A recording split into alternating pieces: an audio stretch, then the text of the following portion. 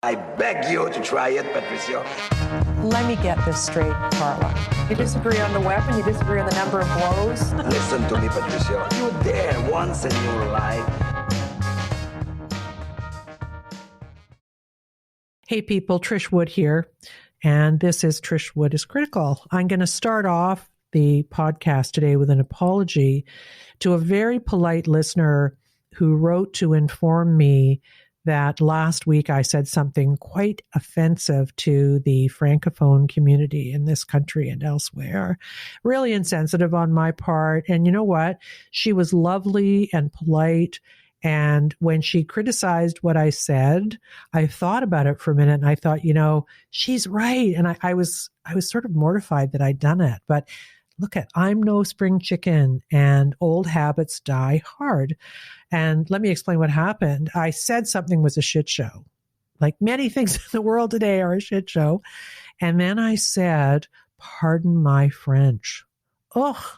I mean, obviously, if you're a Francophone, that's an awful thing for me to have said. So I just want to apologize for having done that. I will not do it again. And I do try to swear, I do try not to swear on the show. So if I stop swearing, I won't have to use addenda like that to assuage my crime.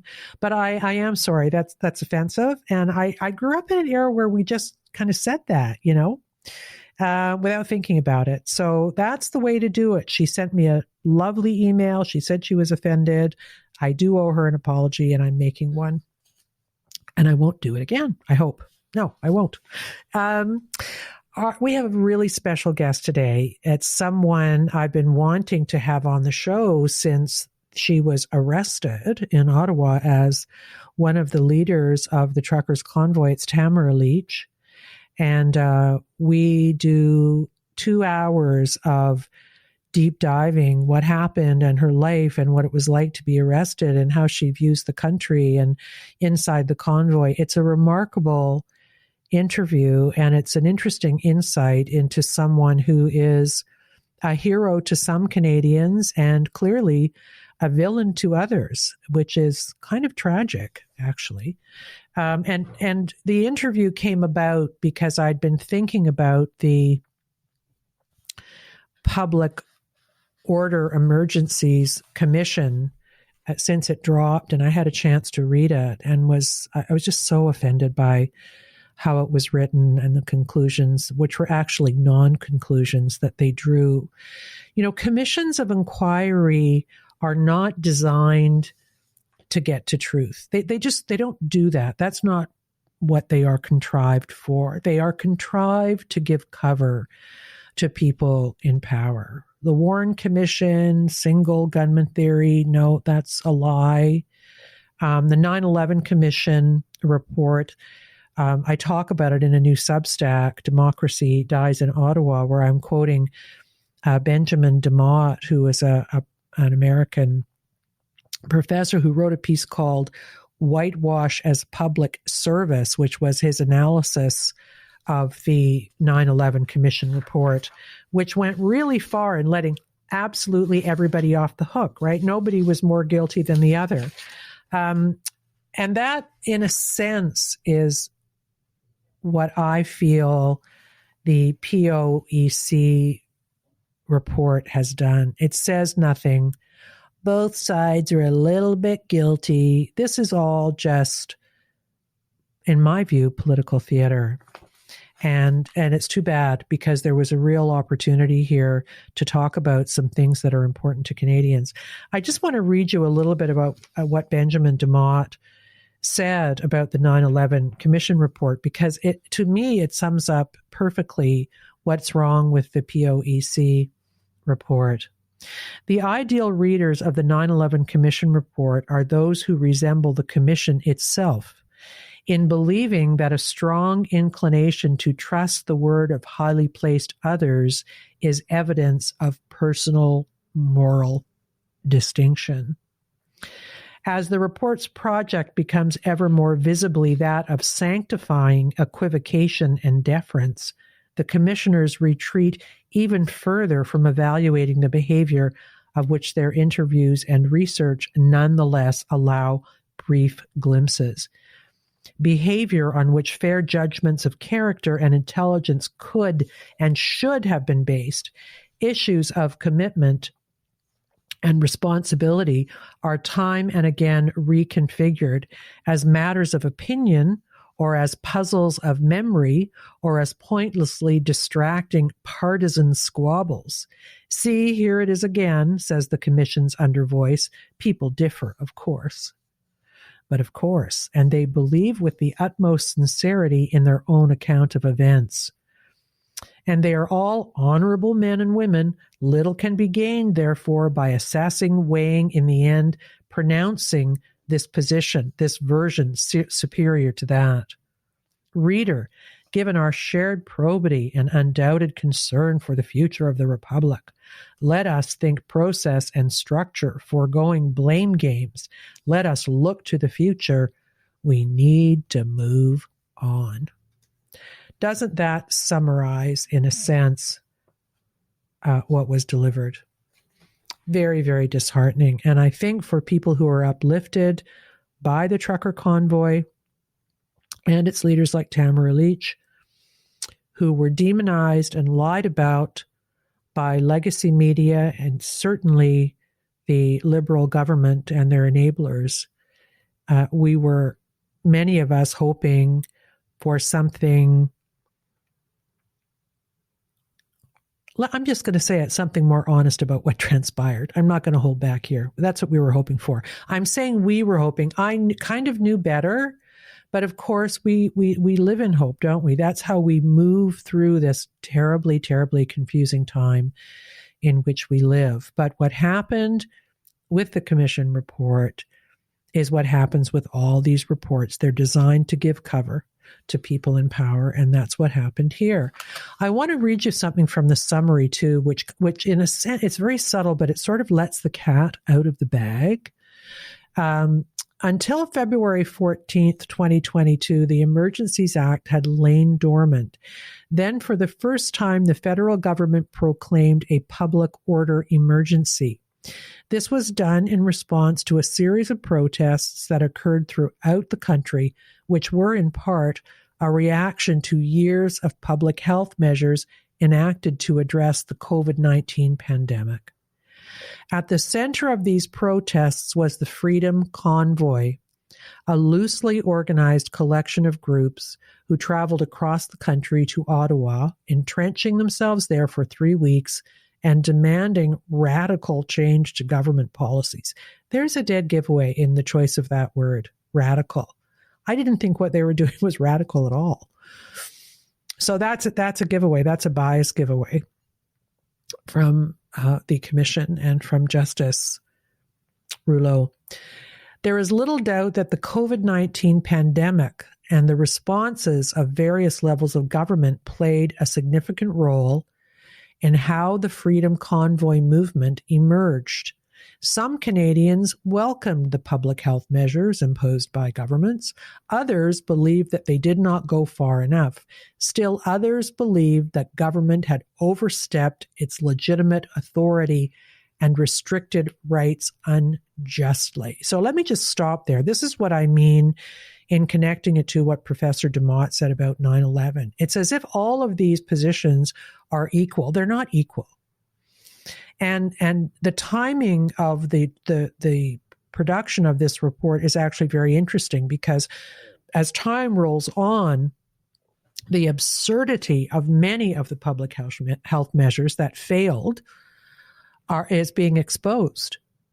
So the people who held the critical view of government health measures were actually correct. But the report does not talk about the efficacy of the health measures, right? It's very cleverly leaves those out as if efficacy has nothing to do with what we're talking about here.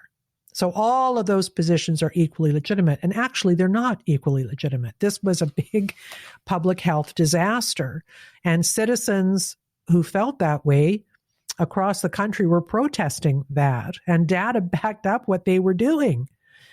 But you see, it's smoothed over. They're smoothing it over so that we're all equal.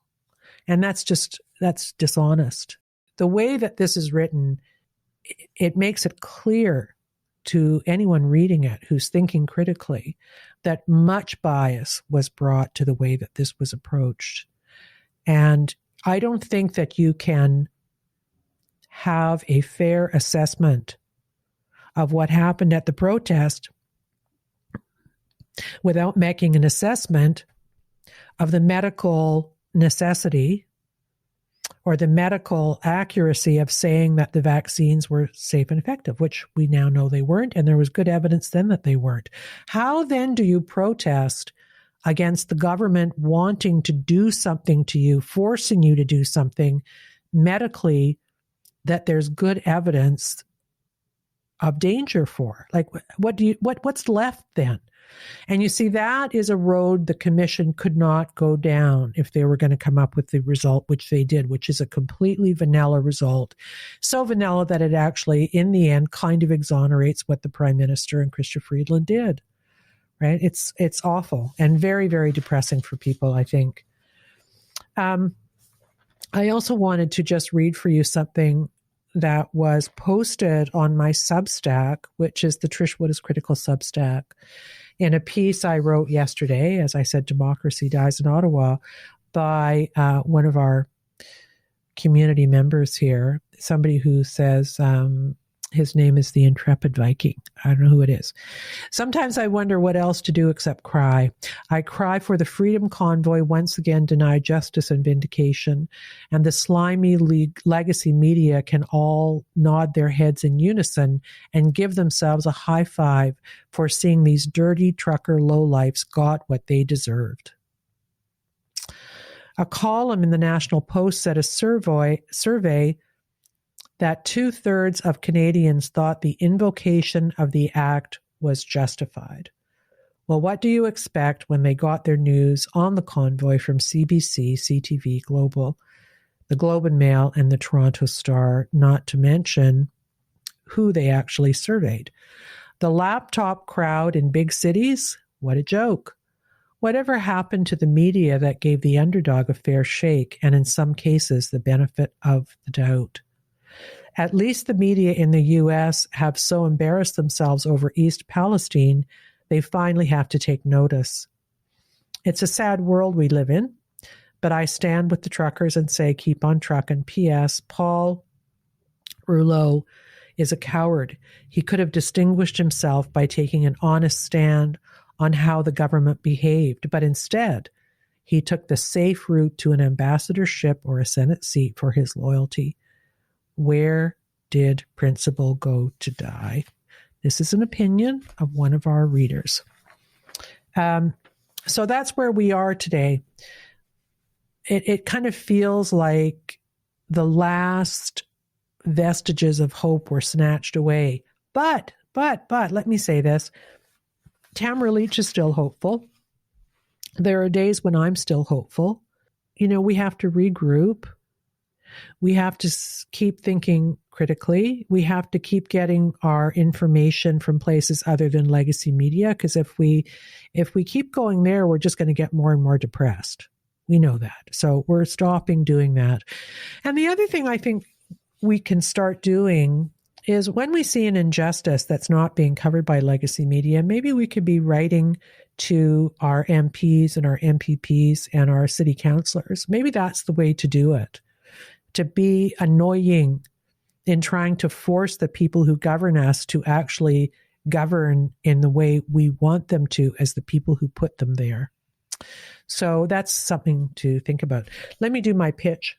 Obviously, I say this every week, but we are listener supported, and we have a couple ways you can do that. You can go to my website, which is trishwoodpodcast.com, and there's a button there that will take you to Patreon or PayPal and Substack. Substack is our preferred way to support us because it is the free speech platform that lets us say what needs to be said. We don't have to worry about being censored. And sometimes Patreon hasn't censored me yet, but I don't post a ton of stuff there anymore. And PayPal, who knows, right? What they've gone after people. So we prefer Substack. And we're asking that if you have a Patreon or an ongoing PayPal, if you would mind moving it over to Substack. Eventually, that's where we're going. So, and then on Substack, you get a newsletter from me too, usually around the show that we're doing that particular week, with some extra links and things for you to follow up on. So please do that. We'd be very grateful. And, if we're going to keep going, we need to keep the lights on around here. We've been doing this now for quite a while, like 2.5 years. I can't even believe it. And many of you have been here since the beginning, but we are growing as well. So thanks so much for that. One thing you can do, if you like what we're doing on Trish, What is Critical, is send links to the show out on your email lists to people who you think would appreciate what we're doing here. That's a really good way to grow our community. And I would be so grateful to you if you did that. At the end of the show, after the interview with Tamara, I'm going to talk to you a little bit about last week's show on East Palestine and somebody I left off the list who'd suffered a really serious environmental disaster, another one that I attended and didn't talk about. So I feel bad about that. So we're going to end the show with that. And in the meantime, here is my interview with Tamara. Long discussion, how her life has turned out, what it was like being arrested, inside the days of the protest, the hope and the fear and the connections made, and what they thought of the Ottawa police and the OPP, who apparently were quite kind and good to them. And what it's like to live in a country now. She's still facing charges, and how being arrested affected her relationship with her daughter and her family. She's been through a lot. It's a really, really, really interesting conversation. So here is my interview with Tamara Lich. Hi, Tamara. How you doing? Hi, Trish. I'm doing really well. Thank you. It was sort of a rhetorical question.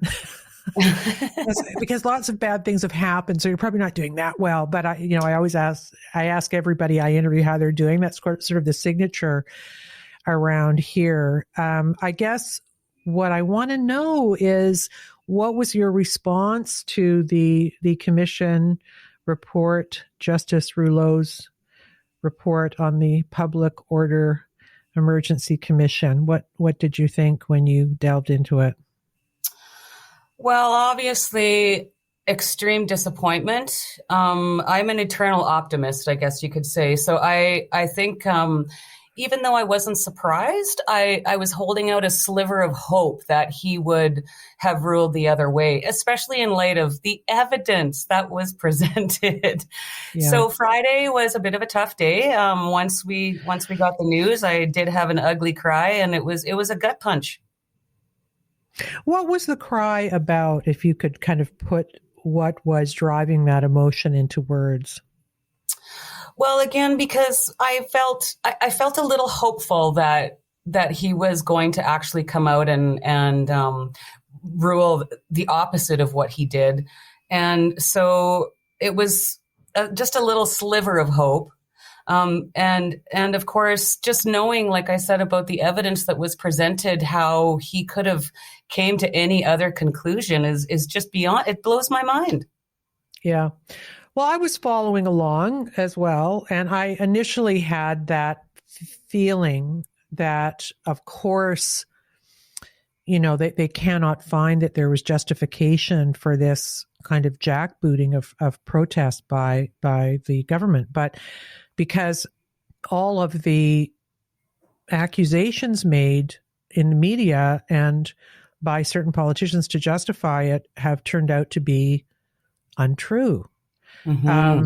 Including, FYI, I don't know if we've talked since this. Let me just say, I haven't talked to you since you were arrested. So let's just do that first, because you and I had quite an interesting relationship. We talked very, very early on. You were still on the road.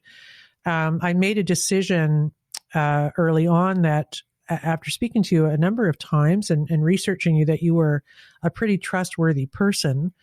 And of course, I felt that the protest against the mandates was the right move, and making Canadians feel hopeful again was also the right move. So when you were arrested and I saw that photograph of you, I was upset. And I feel like the conversation we were having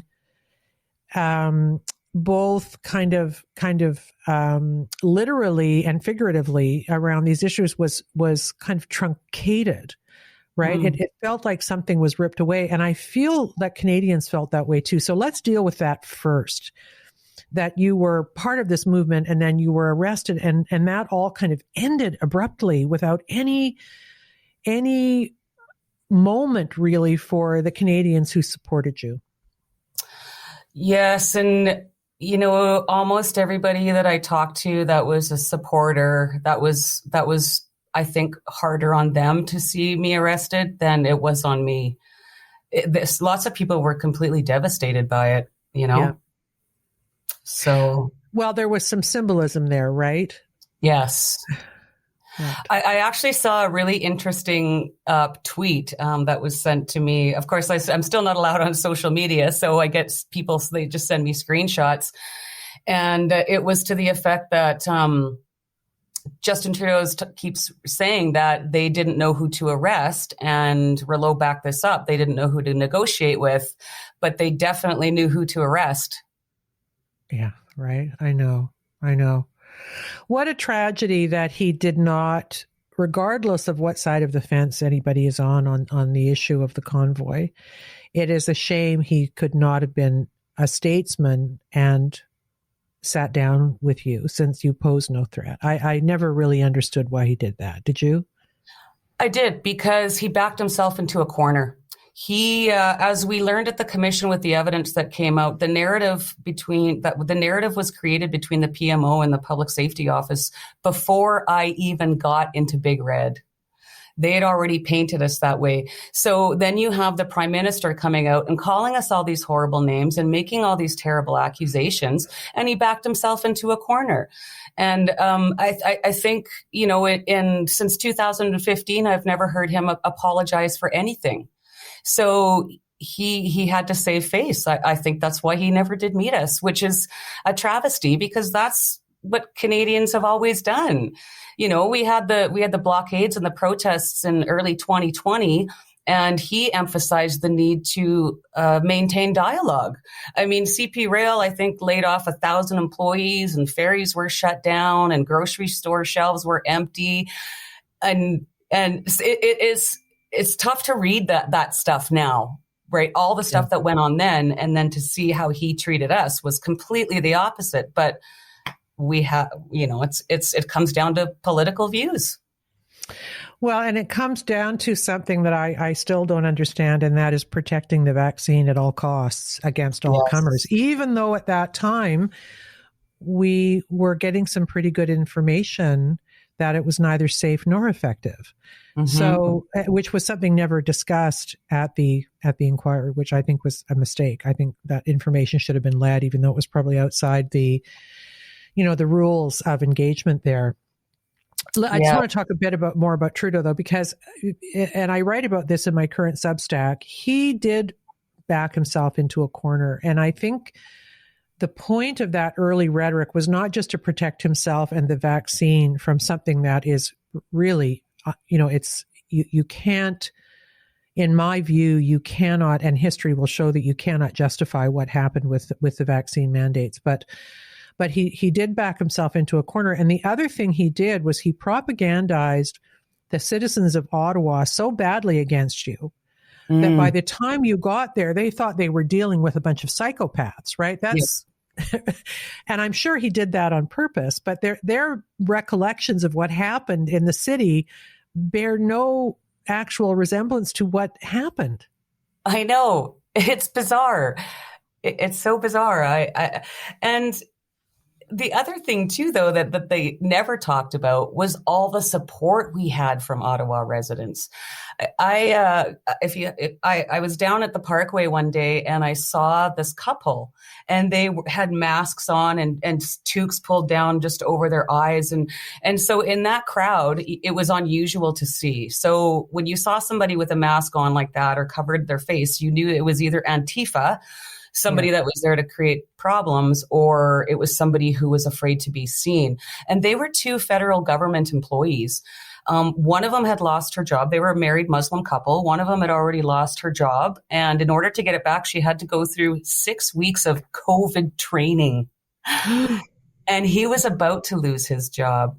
And they had been down there every day they lived in an apartment across the street. They were bringing blankets every day, food, water, firewood. So there was a lot of support there too, but he definitely tried his best to demonize us in the eyes of Ottawa residents. And it worked, because if you look at some of the testimony that was given, they're talking about microaggressions. Like, so we can't even really say a thing. Maybe somebody with a mask on got yelled at. I doubt that, but that's how they want to characterize it. That's fine. But that's what they were reduced to, is talking about microaggressions and horn honking. And yes. I thought, is this really, we're bringing in mounted police with batons to end microaggressions and horn honking, which I think had already ended at that point. So I know it's just still unbelievable. Even still looking back, when I see the footage, literally when I got out of jail last winter, I came home because of course I was already arrested when they really cracked down. And I sat on my couch for 2 days and cried like a baby watching what they did. Yeah.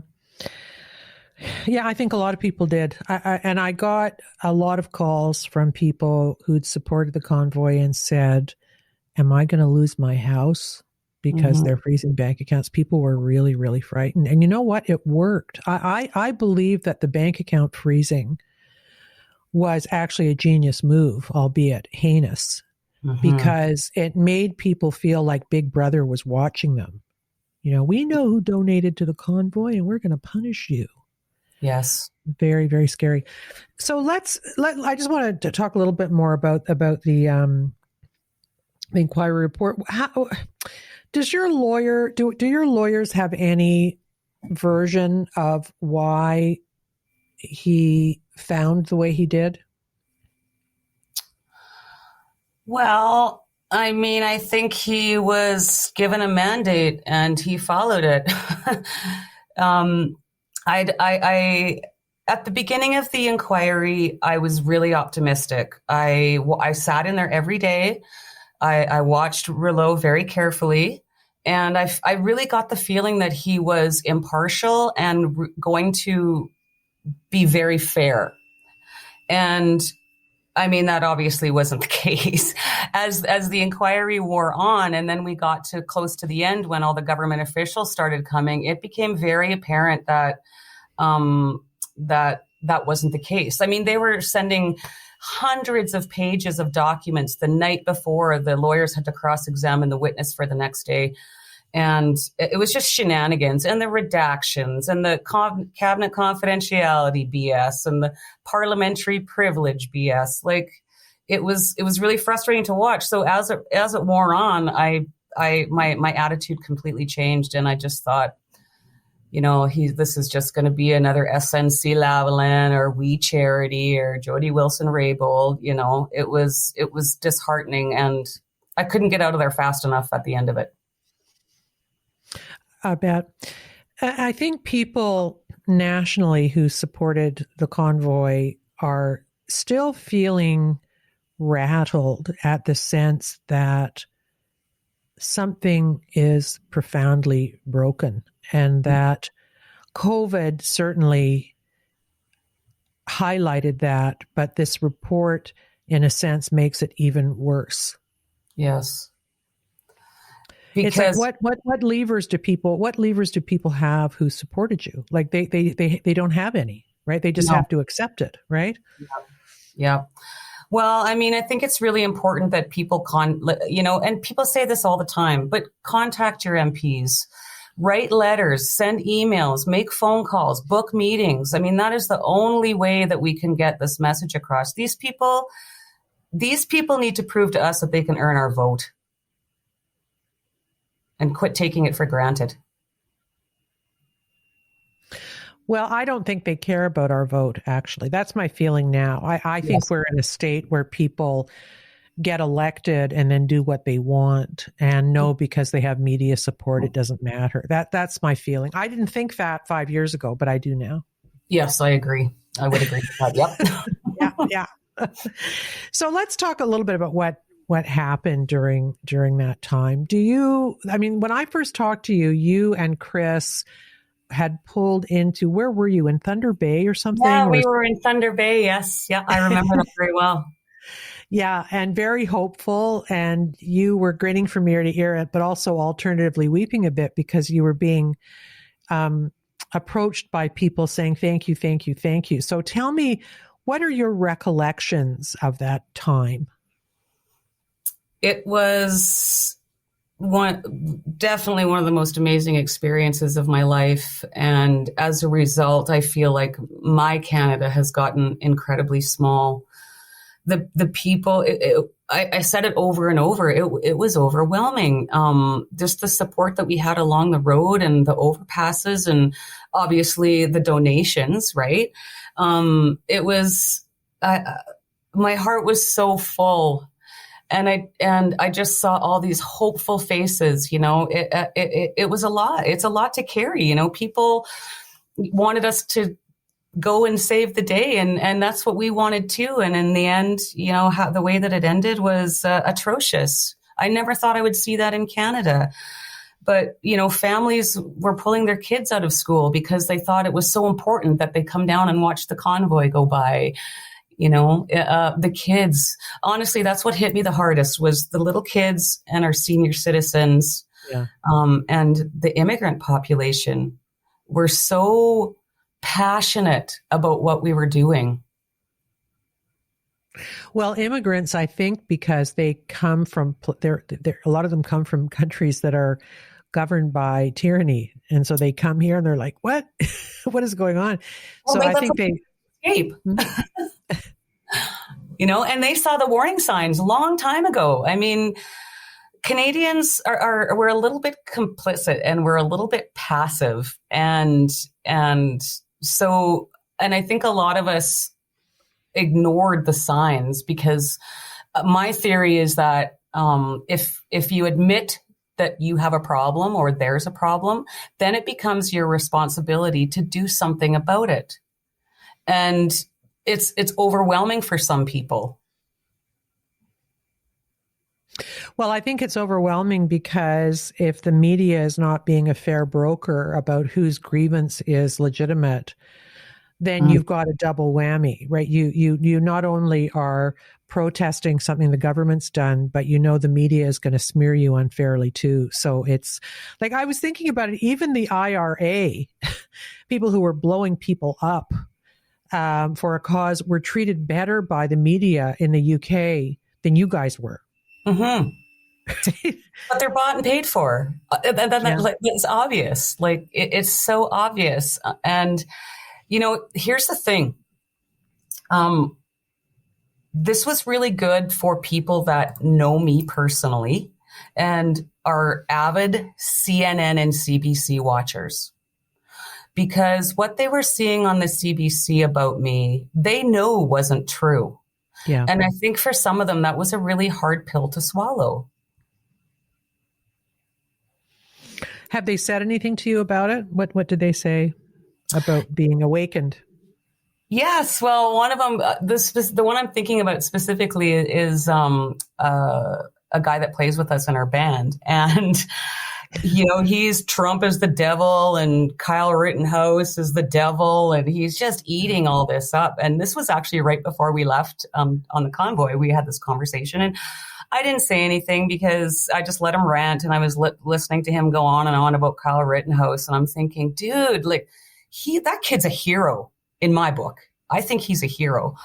And we had a chat, of course, where we organized our practices and whatnot. And I remember him making the comment in there one day. He said, just get vaccinated for F's sakes. Right. And then when we came back, his attitude had totally changed. He was, oh yeah, it should be everybody's personal choice. But I think it was a tough pill for him to swallow when you worship at the altar of CBC and then find out that, they ain't all that.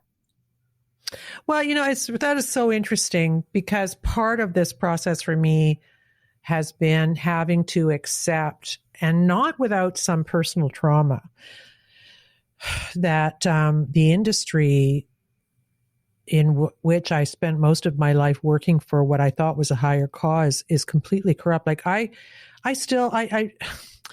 accept it kind of on a cellular level right now, but I see things. I see attacks on people. I see making up stories. I see repeating lies. I see coverage that is absolutely stitched to support a narrative. And I think, how did this happen, and how can we survive as a country, as a democracy, as a people, when this very, very important, if not the main important element of democracy has been completely corrupted? And I don't know if they know that they're corrupt, or if the social justice weirdness ideology has just so kind of cultified their brains that they're proceeding with something without realizing how wrong it is. It's like, I was thinking about this morning, I was going to talk to you about it. It's like being a surgeon and going into a surgery with other surgeons and seeing them purposely leave the surgical instruments in the body of the patient all of a sudden. That's what we're doing now. That's how weird it is for me. Right. So I don't know how we go on from that. I remember you calling me and saying, what should I do about mainstream media, when you guys were in Ottawa? And I was like, I don't know, Tamara. Yeah. Because I knew that they would not give you they were already starting with the nonsense, right? Yes. And I knew they wouldn't. So how do you, if you're leading a movement that has legitimacy, how do you break through that if the media is only going to smear? I don't understand how we survive as a country. I don't. Well, you turn off the TV and stop listening to it. That's really all you can do. I mean, Trish, I was that person. I used to get up every single day. I would turn on CTV Newsnet and I would sit there and watch the first loop, and then I would get ready and listen to the rest of the loops, right, until I went to work. I mean, I followed the news. I read the news.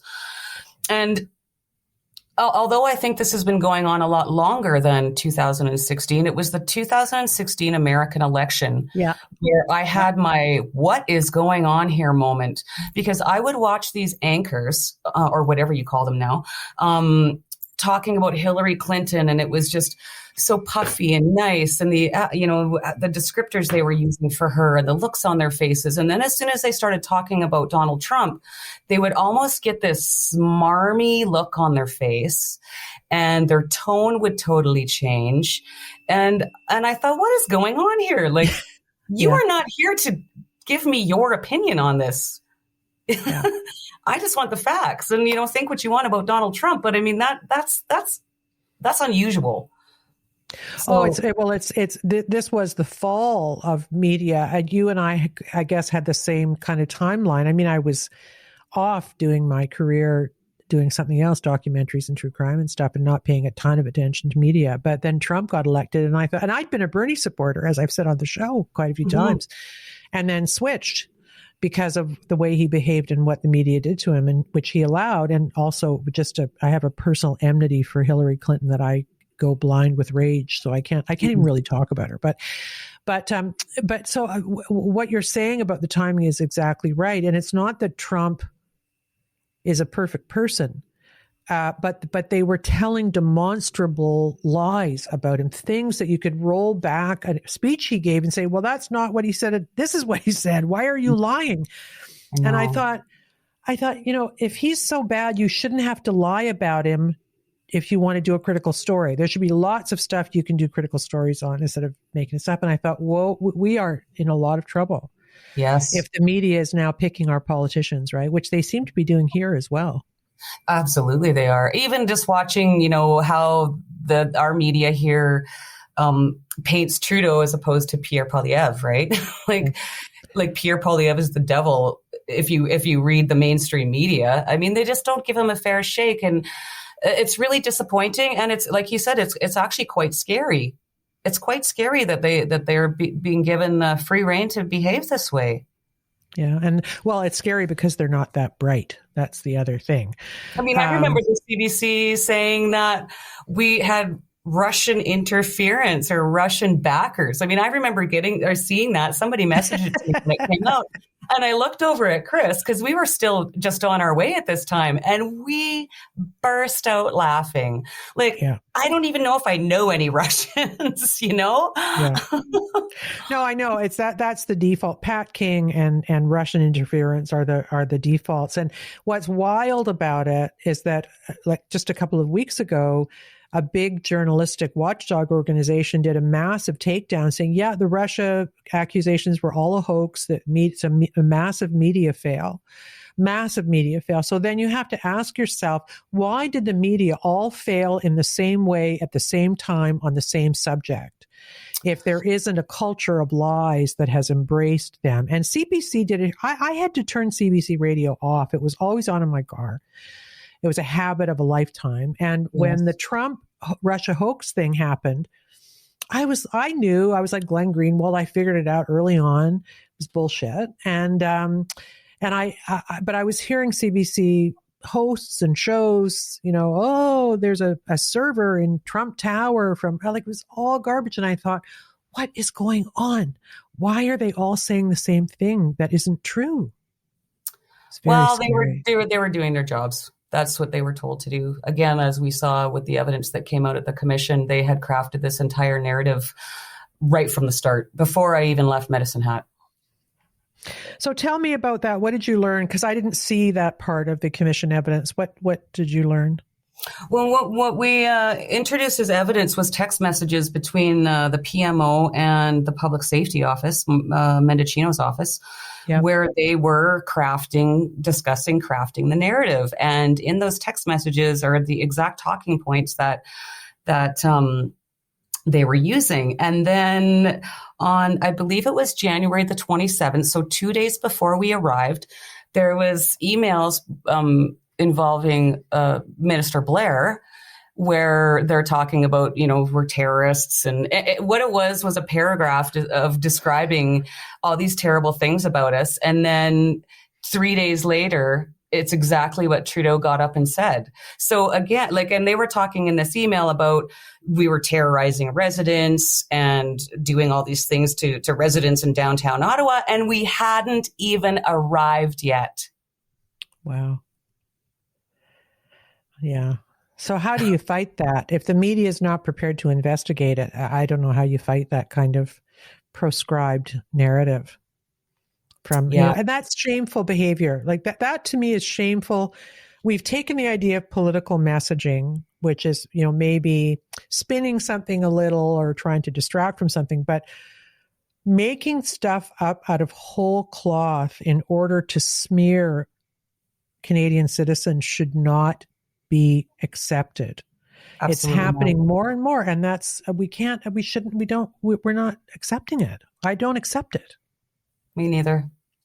That's why it's so important, I think, that people seek out alternative news. I found you during COVID, Trish, and one of the first, because I was following all this stuff very closely, Dr. Zev Zelenko, Francis Christian, Brian Bridle, and that's how I found you. It was right around the time that they were going after Dr. Bridle and Dr. Christian, and actually, I remember I emailed you because after Dr. Christian had lost his job. Yeah. And I said, you got to get this guy on your show. And I followed you throughout all of COVID. And it's seeking out truth tellers like yourself or people that genuinely want to get to the truth. Yeah. So I myself have stopped watching mainstream media. Yeah. I mean, I do read it because I think it's always important to know what the enemy is, for lack of a better word, what the enemy is up to, but I don't give it any credit anymore. I had family calling me from Edmonton when I was in Calgary, freaking out, worried about my safety. And I said, I'm fine. Like, this is the biggest love-in I've ever experienced, Yeah. So let's talk a little bit about what happened to you down there. So a minute ago, we were talking about you arriving partway, and we had that lovely discussion. And you talked about children and parents coming up with children and saying that that the convoy was giving people hope, which is what we saw lining the highways, didn't we? Yes. That's a burden not a burden, but that's a heavy weight for you to carry, isn't it, in a sense? It is, but I got big shoulders, and I fell in love with these people, Trish. I really did. And it makes me emotional because these are people just like you and me, families and children, and literally the hope that was in their eyes. And what I heard from so many people was that, none of these get-togethers on the overpasses and along the highways were organized. People just got up off their couches, walked out to the road and looked around and saw other people. And they were emotional and hugging strangers because they thought that they were all alone. They thought that they were going crazy. And then they get out there and they realize that they weren't crazy and they weren't alone. And it was so moving. And like I said, I had so many people, telling me their stories. And these are the stories that Justin Trudeau should be out listening to. And I sent you that photo of a lady that I met the other night, and she just sobbed. She cried and cried and cried on my shoulder because she was about to take her own life. And then we got started and she decided to hang on just a bit longer. These are the stories that he should be listening to. And it makes me nauseous listening to him get on TV saying, my job is to keep Canadians safe. Were you keeping her safe? Were you keeping the families safe that were living in their cars after, the breadwinners lost their jobs or their businesses? Were you keeping the people safe in long-term care facilities that died by themselves? Were you keeping them safe? Like, who are you keeping safe?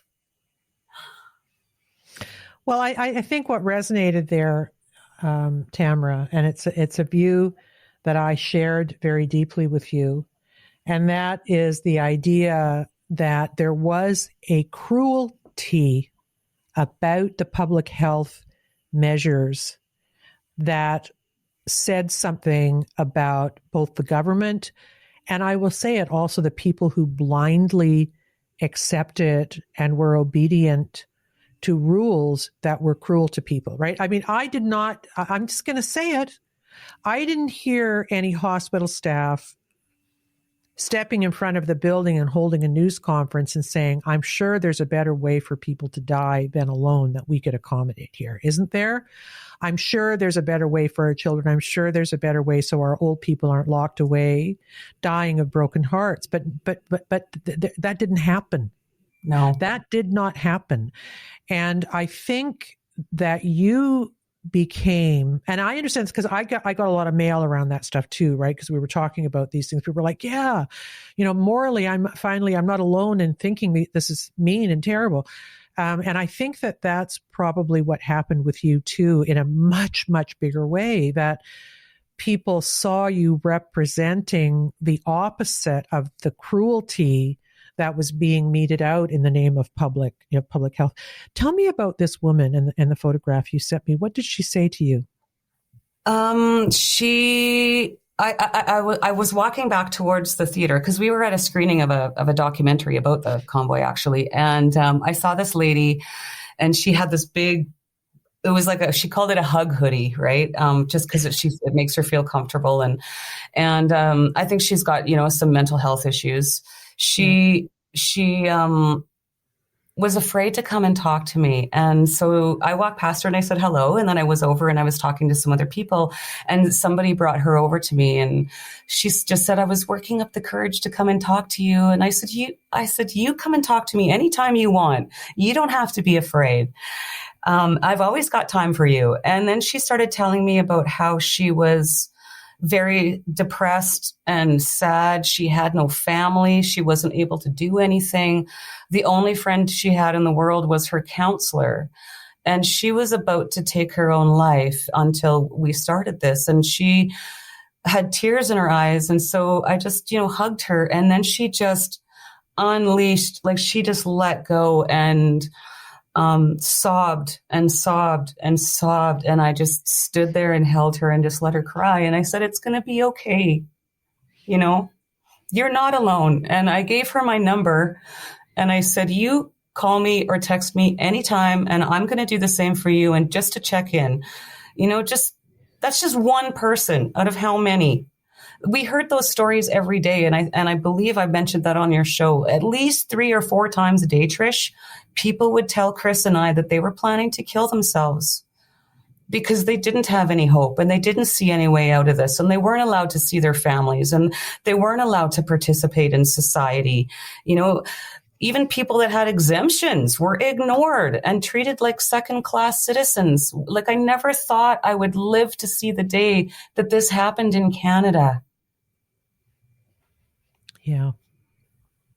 Well, what it showed for me is that our leaders and public health bureaucrats do not understand what is needed in a healthy society. They seem to reject the importance of fellowship in our lives. Lockdowns happened in Ontario on and off for 2 years. Can you imagine that? Mm-hmm. That is just like let's review solitary confinement as a bad thing in prisons, and yet we can do it to it's just, it terrifies me in how inept and completely dialed off of the human experience they were during this time. And you know what? I fear what that can lead to. Yes. Right? If they can do this and everybody goes along with it, what's next, Well, it was the pandemic for the Karens, is what I think. Yeah. There was a lot of people that were quite gleeful. I remember I was working in a municipal office at Christmas time in 2021. And I had somebody phone the office to report that there was an Airbnb across the street and there was 4 vehicles in the driveway. And they were just beside themselves. And I'm thinking to myself, just don't go over there, number one. And number two, these guys are getting together. This is a family getting together to celebrate Christmas who probably haven't had an opportunity to see each other in a year.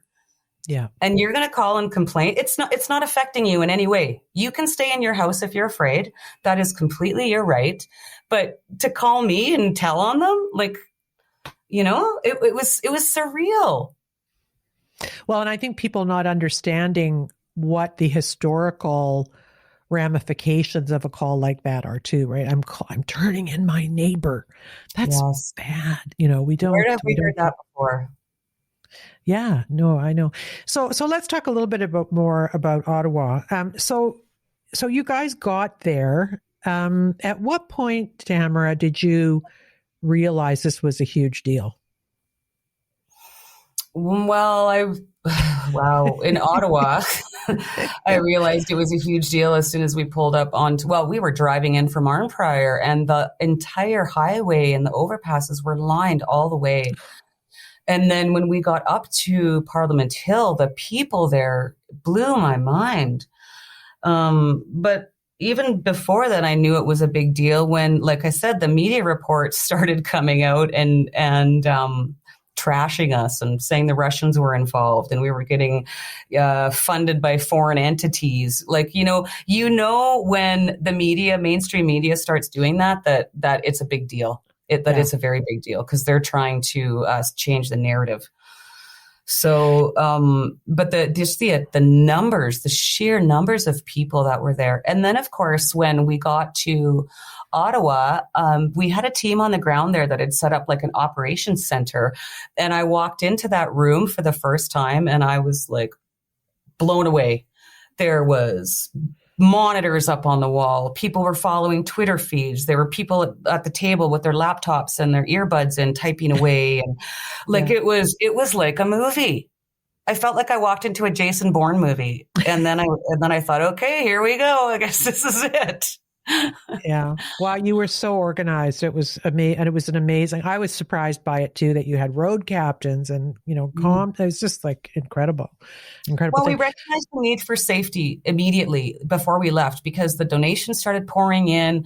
I formed committees because, I was monitoring the social media, but that we were just getting so many messages that I had to create a subgroup for people that like supporters that wanted to donate food and stuff. Like I had to take that right off the main page. Yeah. So we formed these committees, and very quickly I realized that we need to really focus on public safety, like keeping everybody safe, and also letting people know that, you know, we were going to be responsible and transparent and open with the donations that they were trusting essentially me with. It was my name on the GiveSend or the GoFundMe. And it just became really important to all of us that everything was just open and transparent. And that's why I started doing lives all the time. And it just blew up. And well, I think that the turning over of the money was really important. Like every day, it was just growing and growing. I mean, I've never seen anything like it. What was it like to watch that? Oh, well, I think I mentioned this to you before, when I originally created the GoFundMe, I thought in my mind, I thought, well, maybe we'll make like 20 grand.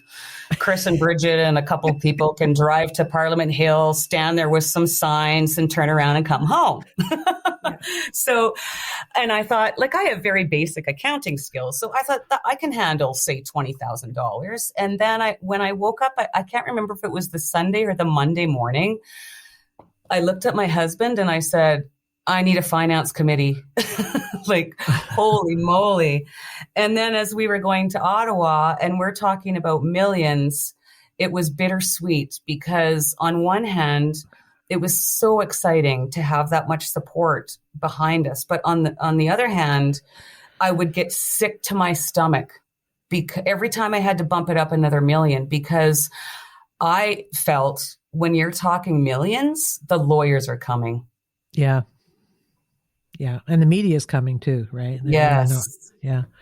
I thought that was a very, very interesting sidebar of this, the way that was handled, because in a way it was emblematic that the accusations were made that you were being funded by right-wing hate, whatever in the States, terrible Russia, hate groups, Proud Boys, you know, in order to kind of screw you over with GoFundMe, which it did.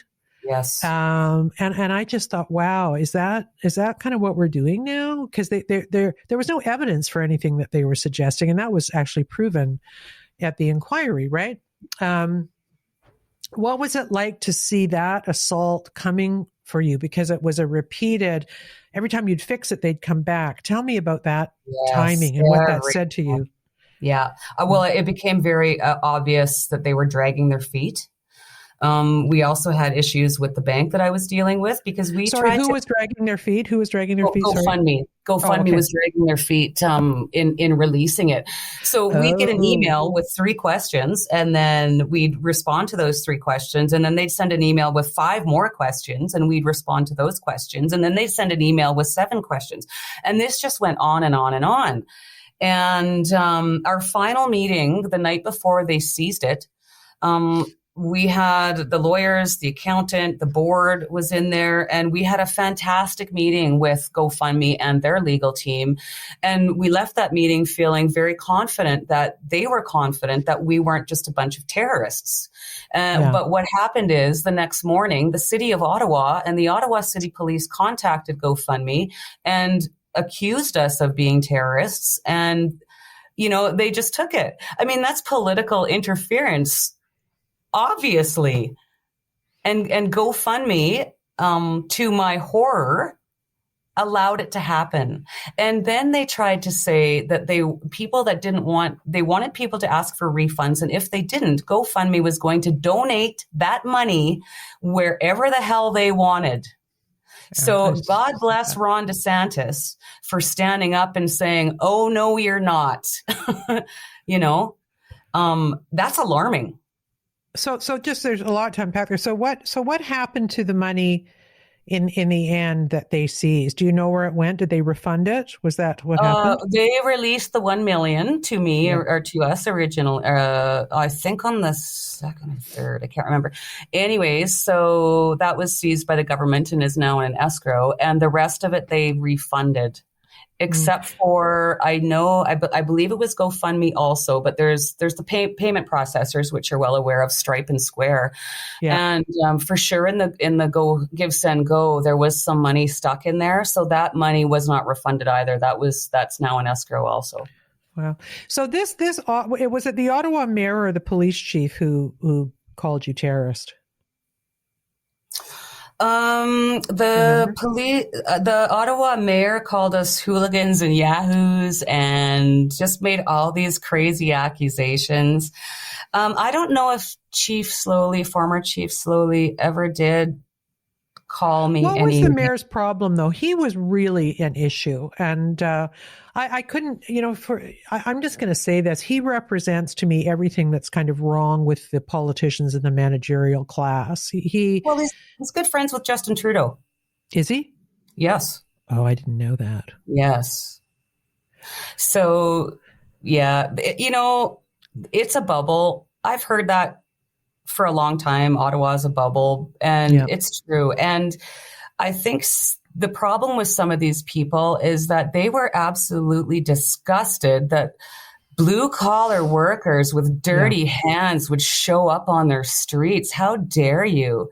In some instances that I think that's the case from some of those people. And what a terrible attitude. You are living in our nation's capital. It's not their nation's capital. It belongs to everybody. And the disdain that they have, well, you've coined the term perfectly, the laptop class. Yeah. Yeah. So what happened was I believe is that Trudeau's plan was to do the smear. And by the time you got there, the smear had taken root, and the kind of snowflakey laptop class people in Ottawa who were freaking out about you had been primed by his propaganda already to fear you. Here are these big galoots coming in their trucks, spewing virus all over the city. I mean, that's what they were doing. And this makes me so sad. There's such a rift right now between the managerial class and the working class. And the politicians feed on it, and they take advantage of it. And I mean, it's just really, really a dangerous time for our democracy. Slowly, I had the opportunity when he came in to testify, and I was quite nervous, obviously, because I wanted to shake his hand and I wanted to tell him I'm sorry for all the follow, and I did. I'm so grateful that I had that opportunity, because I really feel like they made him into a scapegoat. I mean, think about it: 6 weeks of an inquiry, and former Chief Slowly was the only one on the stand for 2 full days. Chrystia Freeland had a morning. Yeah. Trudeau had a morning.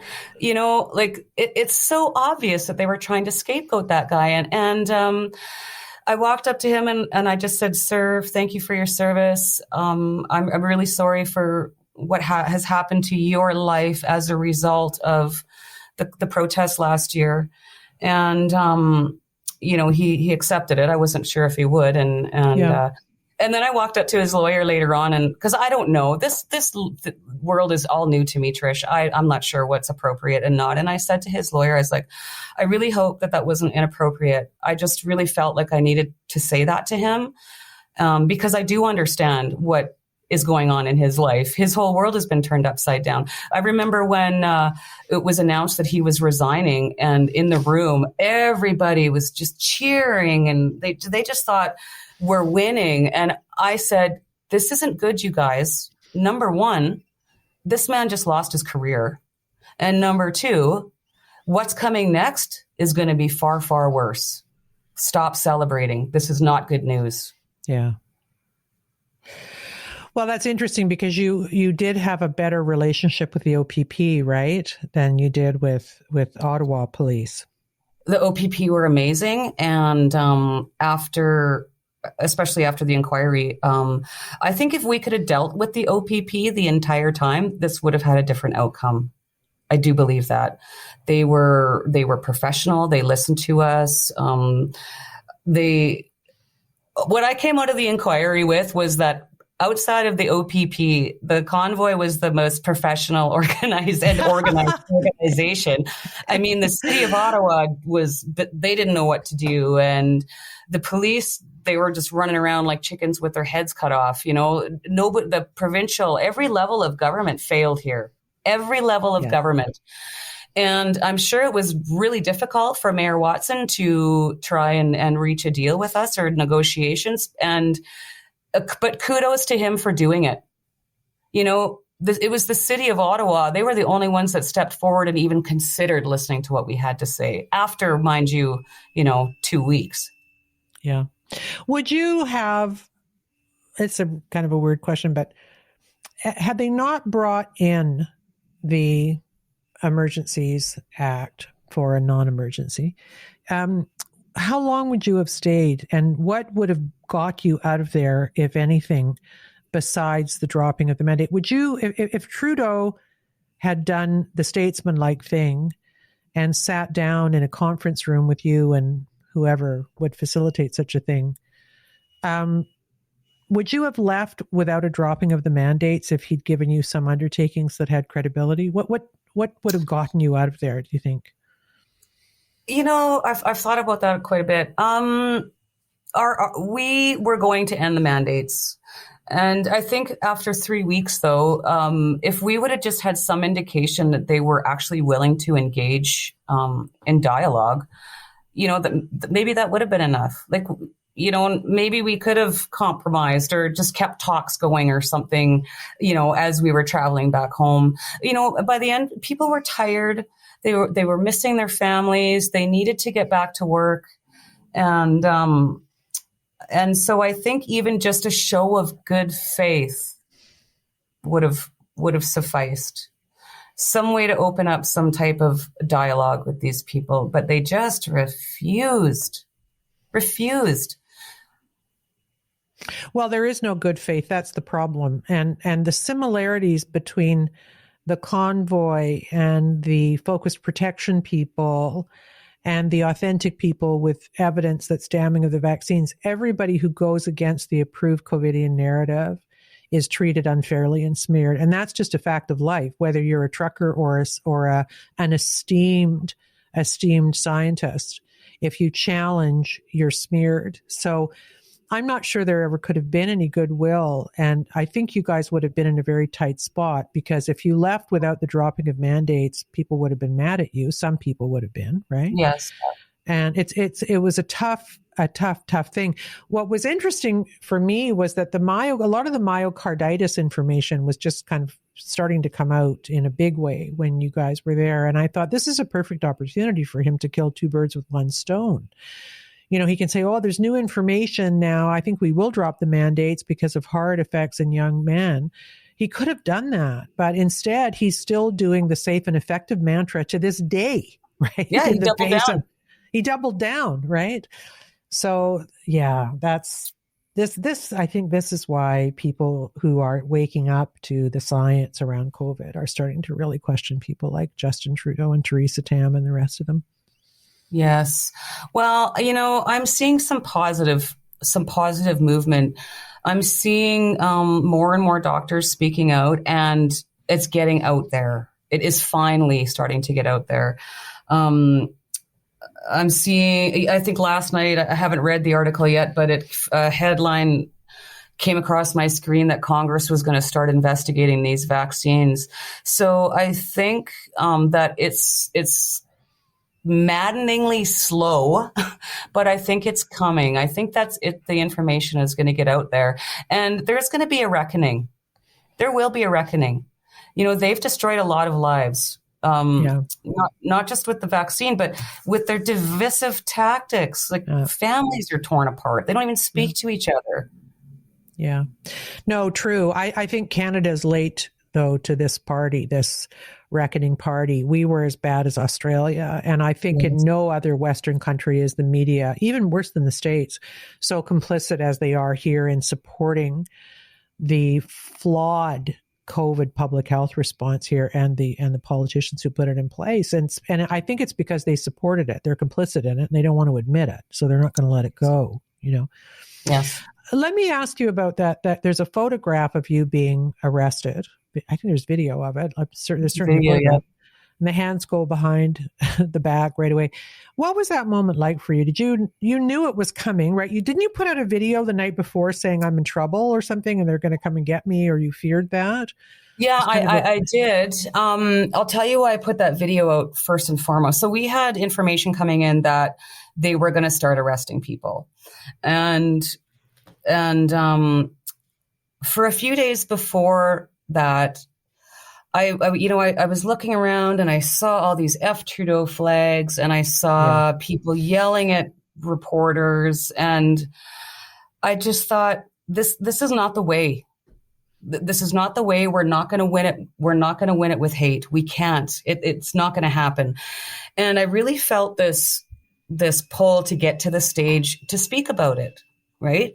Like, it's okay to be angry, and Canadians are justifiably angry. I mean, I am no Justin Trudeau fan, don't get me wrong, but there's a healthy way to channel your anger and there's an unhealthy way to channel your anger.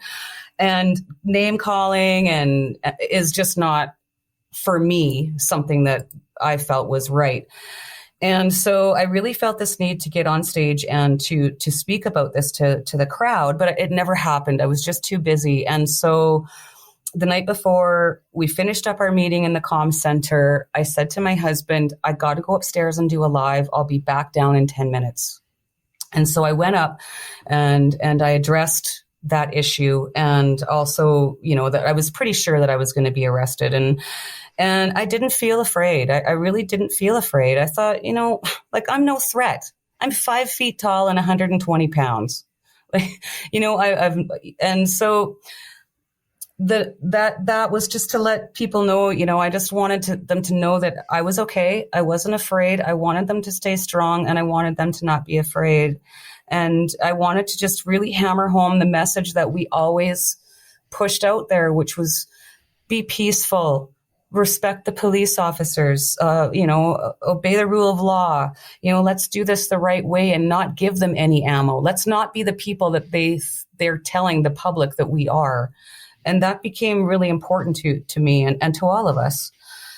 And so I did the video, pretty sure I was going to get arrested. The next day, throughout the day, nothing happened. And then actually what happened was the next day I went to the veterans were doing a ceremony at the memorial every day. So I went there and after I spent the afternoon actually walking around with a veteran. He escorted me down Kent Street. We just went and talked to a bunch of people, and that's how I spent my afternoon. We got back to the ops center, and all of a sudden, every single phone in that room started going off, and we found out that Chris had been arrested. And we're like, here we go. Yeah. So Danny and I had a conversation. Both of our spouses were at the hotel. The lady that was running the hotel is just a beautiful, beautiful woman. And we just did not want them storming in there. And, the last thing I would ever want for my husband was to see me being arrested. And I'm sure same with Danny, right? So we decided to go out and just go find out if they were looking for us, go turn ourselves in if they were, because we weren't hiding. And so we were walking up to the hill, and I remember we made some jokes. I think we were all a little bit nervous. I mean, you always have the fear of the unknown, right? And we were joking about how it felt like Star Wars, Yeah. And so we're walking up to the hill, and I saw these 3 young ladies, and I said, ladies, you should follow us. Bring your phones and follow us. And then we walked a little farther, and we saw this beautiful young woman with a big camera, and I said, come with us. So 4 of us walked over up to the hill and then down, I believe it was Metcalfe, and there was 2 police Suburbans parked with their headlights facing up to Parliament. So we walked up there, and Danny introduces us and asks if they're looking for us. And this guy rolls up his window and gets on his radio and then rolls his window down and says, no, he's not aware that they're looking for us. And Danny's like, are you sure? Like, you're the arresting organizers. You just arrested Chris Barber. I'm Danny Bulford, and this is Tamara Lich. And so the officer rolls his window up again, gets on his radio, rolls it back down, says, no, we're not. And I said, okay, well, if you are, I said, we're just going to be right up there. And I pointed to Parliament Hill. I said, we'll be there. So if you decide, you change your mind. And so we started walking back up to the hill, and I turned around and I said to Danny, that's weird. And he turns around and he said, what? And I said, the Suburbans are leaving. And he said, that is weird. So we spent the rest of the evening, or a good hour, a couple hours, I think, up on the hill talking to people. And you've probably seen the photo of me with the little girl just before I was arrested. Just before we had to decide to go back to the hotel, this family comes by, and this cutest little girl is carrying a Canadian flag. And so I asked her parents if I could have a photo with her. And another girl that was with us had given her this balloon, like a star glow in the dark balloon. And so I had that photo taken. And then we walked down to the Ark, and we warmed up for a minute, and we started taking off towards the other hotel. And we were on this really dark street. And all of a sudden, 3 Suburbans went flying by. And I mean, they were pedal to the metal, flying by. And a 4th one comes and pulls over. And as we had crossed the street just before this happened, we ran into a couple. And she recognized me and hugged me and thanked me and was crying. And, then this happened, and I said, get your phone out. And another guy that was with us had his phone, and I knew what was happening, and I was fine with it. They came over and they asked who I was, and I said, yeah, I'm Tamara. And then they just hauled me away. They took me to the police station and searched me outside in the middle of a storm for reasons unbeknownst to myself. I don't know. But I had my freedom pants on. So what I did, Trish, is I had cargo pants on, which I loaded up with a Bible, the Charter, Sweetgrass, cards from children, a letter from a man who was living in his car with his family, and a rose quartz. Like I called them my freedom pants, because I knew they were going to have to document everything that they took off my person. And I thought, you people are going to have to write all this down. And so they took you in, and I'm assuming that you thought, as I thought when I heard you'd been arrested, that you'd be booked and then out, right? What happened, and how long did you end up actually staying in that confinement? And then what, they flew you out west, or what's that story? In the winter when I was arrested, they had, Chris Barber was arrested, and then he had his bail hearing the next day, and he was released. And when I had my bail hearing, they waited until Tuesday after the long weekend. So the tone from the judge completely changed between Chris's hearing and mine. Like, she was up one side of me and down the other. She talked about, which is absolutely astonishing, she said my community 12 times. Wow. She's supposed to be unbiased. And then she denied me bail, and I was sent to the detention center where I believe it was 18 days the first time. Well, and so so what happened between Chris's arrest and yours? Is that when they came in? The takedown, yeah. Right.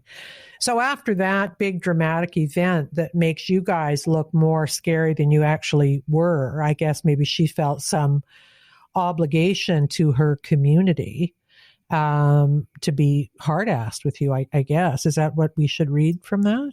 Well, that's what I think happened, which again is disturbing. That's disturbing. Because her community is also the capital of the country, so people are going to protest there. But she's a judge. She's not supposed to have an opinion. Yeah. Yeah. Yeah. So you were there for 18 days, charged with?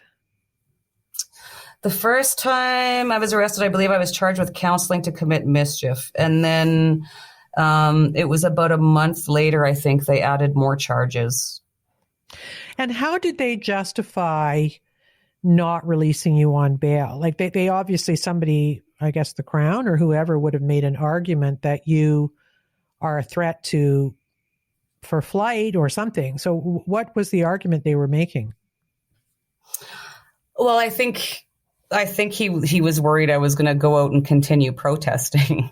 So I don't know. It completely baffles me what he was thinking. I don't know if you've seen any of my hearings, but my bail hearings aren't normal bail hearings, put it that way. In what sense? Well, normally your bail hearing is a few hours. Mine tend to go on for a couple days. Oh, I see. Yeah, he's actually used these words himself, that he's quite passionate about this. But what's he passionate about? What is he passionate about? I don't get it. He's quite passionate about, I guess he feels he's representing victims. Wow.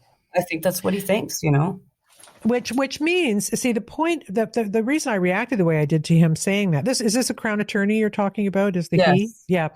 So it means that he's been reading the Toronto Star or watching CBC, right? If he's upset that you guys were, doing bad things in the community, he's been propagandized, right? Yes. He shouldn't be reacting that way. That is why the media complicity in this stuff is so invidious, because a Crown attorney who should be neutral and skeptical has already formulated his opinion that you're a bad person. Well, and my theory, Trish, is that he wants to become a judge. Right. Who appoints judges? Yeah. That's what I think. Yeah, probably. So mischief, 18 days. Then you went home to, is it Medicine Hat where you live? Yes, it is. Yeah. You were in Medicine Hat. You got picked up and taken to Calgary and then flown back for some reason. What was that about? I've actually forgotten the details of that. Oh, yeah, last summer. So the Justice Center for Constitutional Freedoms honored me with, they wanted to present me with the George Jonas Freedom Award. Now, I'm sure you're familiar with him. So at the time, my conditions were that I couldn't go to Ottawa or Ontario. Like, I was banned from Ontario, which is hilarious. Yeah. And so we applied to have them amended so that I could attend, and that was granted after another 2 days of the Crown prosecutor, and that was granted. So I was able to go to Toronto to receive this award. And at this award, of course, we were surrounded by lawyers. And a gentleman, Mr. Tamarazzo, who was on my non-contact order, was present. And so a good friend of ours who accompanied us to Toronto, my husband and I, saw him right away and went over to the president of the JCCF, who's also a lawyer, and, said, "Is this okay? There's a non-con." And he said, "Oh, yeah, it's fine. I'm here. We're sitting together. I'm never going to be more than like 6 feet away from her.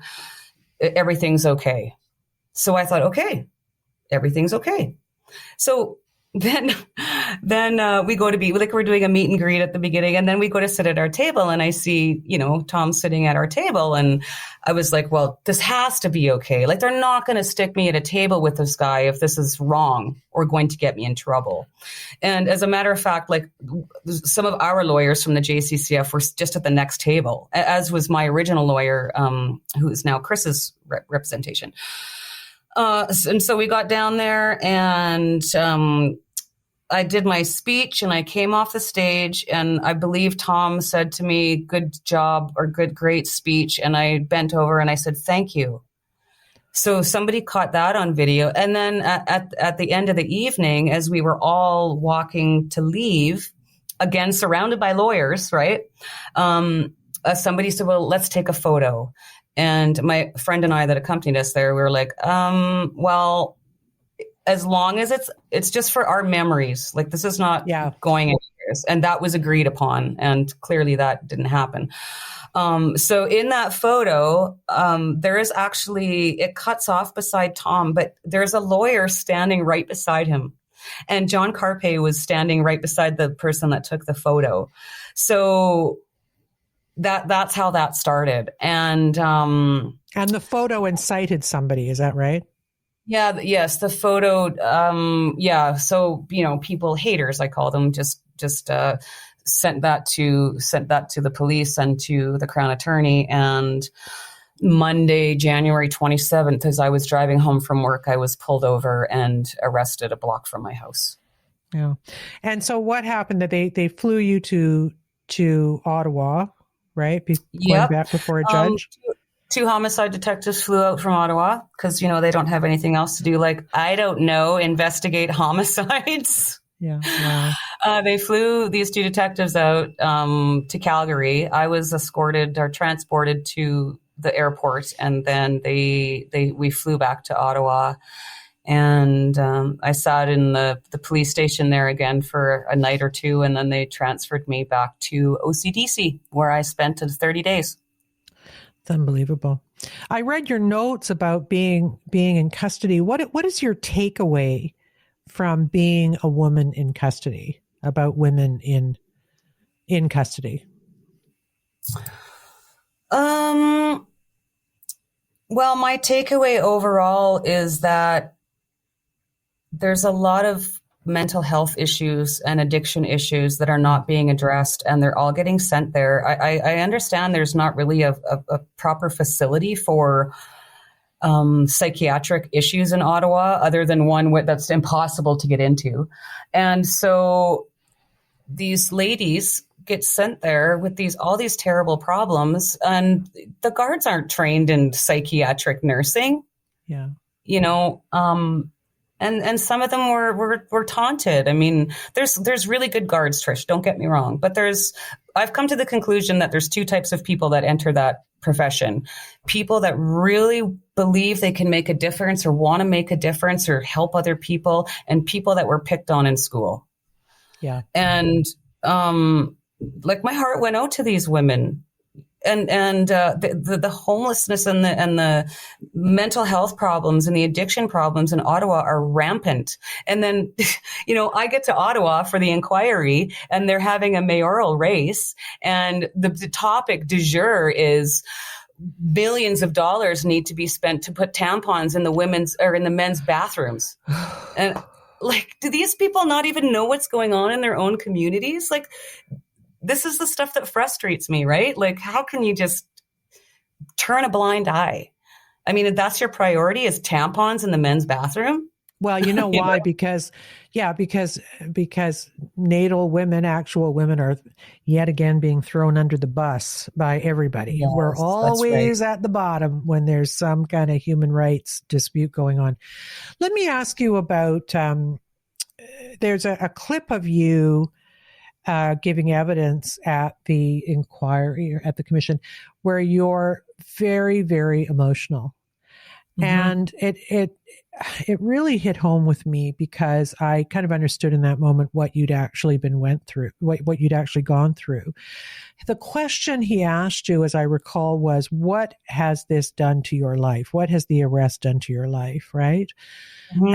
And if you could just explain for me what your answer was, but also why you were so emotional about it. Well, it's obviously greatly affected my life. Again, my daughter moved to Ottawa to go to university. And, well, first of all, I'll back up a little bit. I really was hoping that my children would come with us to the awards dinner, either in Toronto or Calgary. And my youngest daughter, I said, come with us. It's going to be fun. We'll do a road trip. We'll get to hang out. And she was 19 at the time. And she kept kind of just putting me off, like it just, and I didn't understand why, until finally she said she was worried about being seen with me. Especially because she was moving to Ottawa to go to university, which, I was like, well, duh, of course. I mean, I totally get it. Yeah. But that's a hard pill to swallow, Trish. And I don't want her to be seen with me either, because I know after all of this how people can be. And, I was very careful to remove any affiliation that I had with my employer at the time from all of my social media and everything. And also with the party that I sat on a board of directors for the Maverick Party, and I was very careful to scrub everything because, I didn't want people phoning and harassing my employer, or I didn't want people phoning and harassing other board members. And this is the reality, unfortunately, of the world that we live in. My 19-year-old daughter woke up one day when I was in jail to read that I had hung myself in prison. Wow. Could you imagine? So, I'm not allowed to speak to some key people that are good friends of mine. And we've never had that. You want to talk about hurt feelings. We've never been able to have that opportunity to sit down together and have our holy shit, what just happened moment. Yeah. Yeah. That's been robbed and taken away from us. Have you talked to Chris, or are you able to talk to Chris, or no? I'm only able to speak with him in the presence of counsel. So we have spoken, but we always have a lawyer present. Oh. Wow. Yeah, we have to, right? Because he doesn't want to go to jail and I don't want to go to jail. And so, we're very careful to respect our conditions. I am not allowed to organize protests or rallies or anything anti-COVID. That's a stipulation. I'm not allowed on social media, which, it seems like, oh, that's a first world problem. But, my grandma, for example, she doesn't get to see my life anymore. That's how we communicated primarily. She doesn't text. Like if I talk to my grandma, I call her on the phone. Yeah. But, through Facebook, she was able to see, pictures of me with my grandchildren and me and my life and stuff like that. So maybe that sounds really small to some people, but it's really not. I mean, the judge at my hearing, Judge Johnston, I believe it was, said, well, you grew up at a time when there was no social media. Therefore, you should be able to be okay being off social media. And I thought, well, my dad went to school on the back of a horse. Yeah. So, it's not the world that we live in anymore. So I'm not allowed on any social media. We've been very careful about me speaking to the media. But, I've just gotten to the point where I'm not going to be silent anymore. I'm very careful, obviously, to not breach my conditions with things that I talk about. But again, the release of this report, watching the Prime Minister stand up there, going on in his breathy voice about having Canadians' backs and keeping Canadians safe, like, it's nauseating. The only thing that man is trying to keep safe is his position. Yeah, well, this has showed the quality of people that we elect in Western democracies. They're all kind of low intellect, narcissists. I mean, Yes. look at Joe Biden. I mean, he doesn't even know where he is half the time. He's starting a third world war. I mean, I can't even. It's just I want to say, like, to the Democratic Party, really, like, is this really the best you've got? Is this guy really the guy who should be representing you in the world? I mean, he's obviously corrupt. His family's been enriched by Ukraine. Mm-hmm. He's not going to East Palestine. He's going to, it's just, so this is a problem everywhere. And even Boris Johnson, who I liked for a minute and a half, was right off the rails over COVID. They all were. Yes. And so, Trudeau is a symptom of that. He's particularly egregious because he has a way of speaking that makes my skin crawl. And that's not his fault, right? But I can't even listen to him anymore. It's because he's insincere. Yeah. And that's what that really emulates off of him, I feel anyways. I mean, and look at what he did. I mean, he basically gave the green light for us to be completely smeared. And watching any of his campaign speeches, how did this man get elected? He's literally out there segregating his own people and demonizing them for making a personal choice. Like he was like an unhinged lunatic. Yeah. But let me tell you something. He wasn't doing that because he's getting bad advice. He was doing it because he's getting good advice. And the good advice is that was working in other countries. Right. Yes. And so it was a ploy, and it was a ploy that worked. He made the people of Ottawa afraid. By the time you guys got there, you were monsters. You were right-wing, racist terrorists. Right. And and so it worked. They were, the people of Ottawa were never going to welcome you in the way that they probably should have. Right. So, and that was all part of the script. Because what's interesting, you probably know this, but I know that Trudeau has kind of walked back the idea that he should have called you fringe, and I think he's quasi-apologized, if I'm remembering the article correctly. But that's exactly what Tony Fauci did to the Great Barrington Dogs. He said we've got to have a pushback against these focus protection people, these fringe epidemiologists. So that seems to be the talking point du jour against anybody who is criticizing COVID policy. I mean, this is such a completely obscene violation of democracy. It's almost unbearable. What would you say, and what will you say to Canadians who are still, I still talk to people who are saddened by what happened and the way it ended, and they're kind of spinning their wheels a bit over it. There was no ending. I know you feel there was no ending. There was no ending. There was this brilliant moment. Canadians were brought together around an idea. They were feeling hopeful. They were happy, and then it's just crushed. And they're threatened. Yeah, then they were shot with rubber bullets and tear gas. Right. So what do you say to Canadians who are kind of in this interruptus moment around the convoy?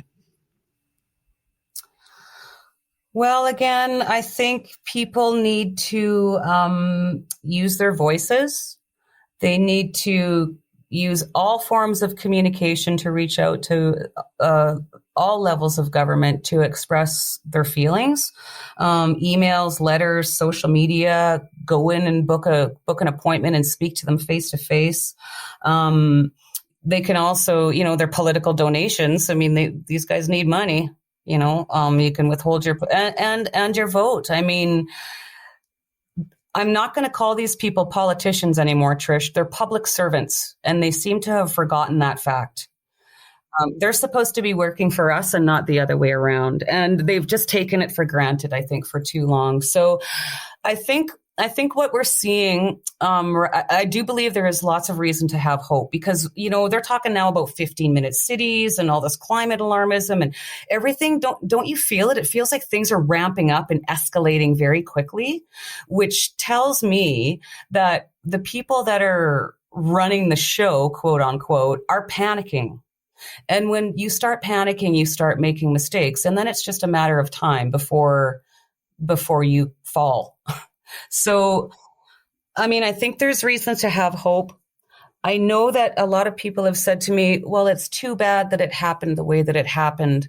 And my answer is always, it is too bad, but that's how it had to happen, because Canadians needed to see the country that they really live in, not the make-believe fantasy land that Justin Trudeau and the Liberal Party of Canada and the NDP are trying to create. Like, this is reality. We're a police state. Yeah. This is what's going to happen when you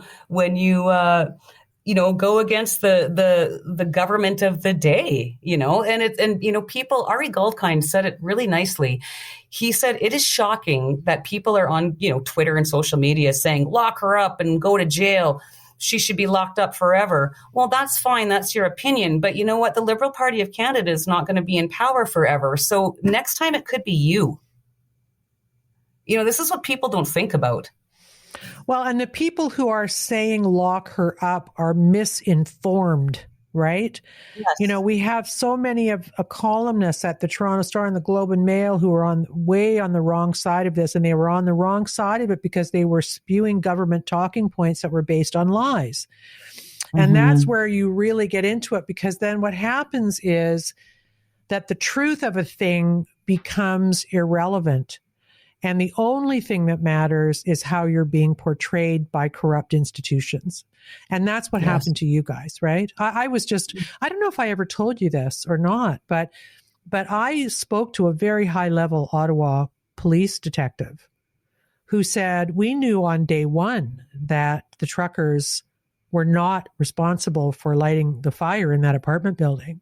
Yes. But we couldn't say anything because we couldn't. And we had to watch politicians and media repeat this fiction against the truckers for days. No one ever called the Ottawa police to say, is this real? Or, no one ever did that because the story crafted, I believe, by Global News originally, and somebody, I think on Twitter, served the narrative that you guys were arsonists when it was not true. And the police knew it wasn't true. They knew from day one it wasn't true, and they let it stand.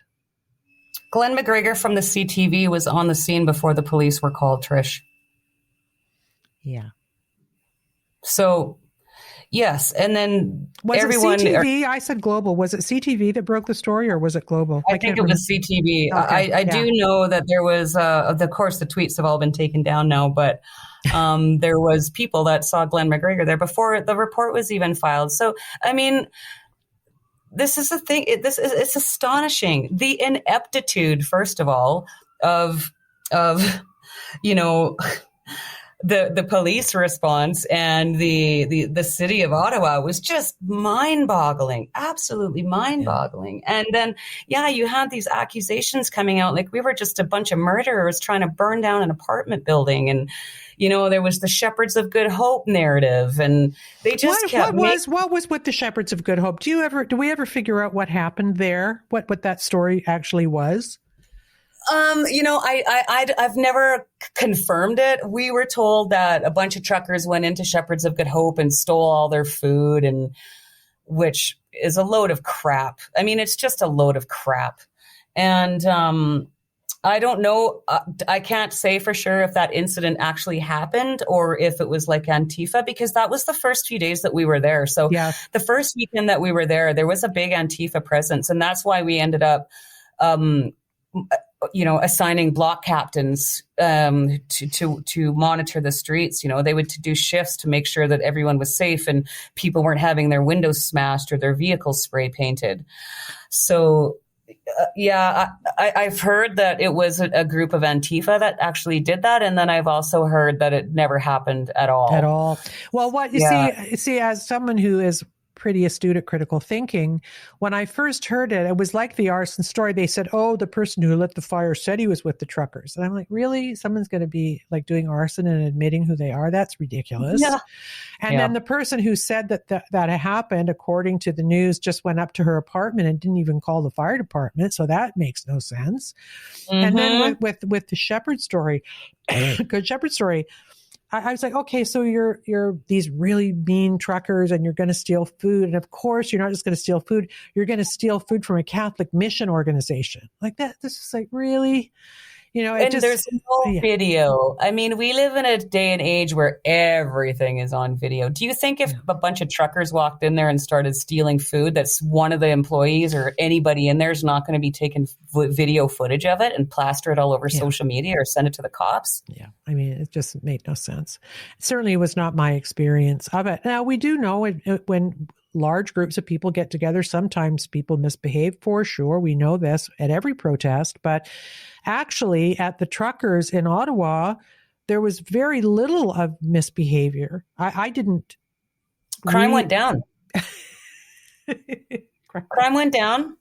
The streets have never been cleaner.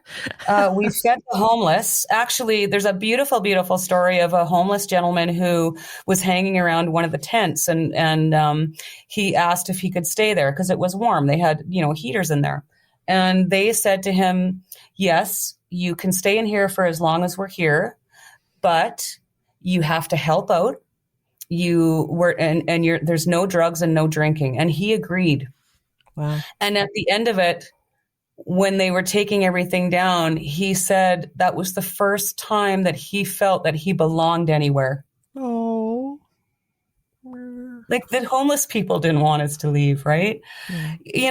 That's what we were doing. And it's such a crying shame that this didn't get put in the media, because it really shows Canadian people, like, that is who we are. That is the true, from what I've seen in my lifetime, that is who we are. You'd always hear me talking about helping each other out and lifting each other up. And that's exactly what we do. And that's this kind of things that happened. And it's really a tragedy that those beautiful, beautiful stories of humanity were not told. Yeah. Because there was stories like that every day.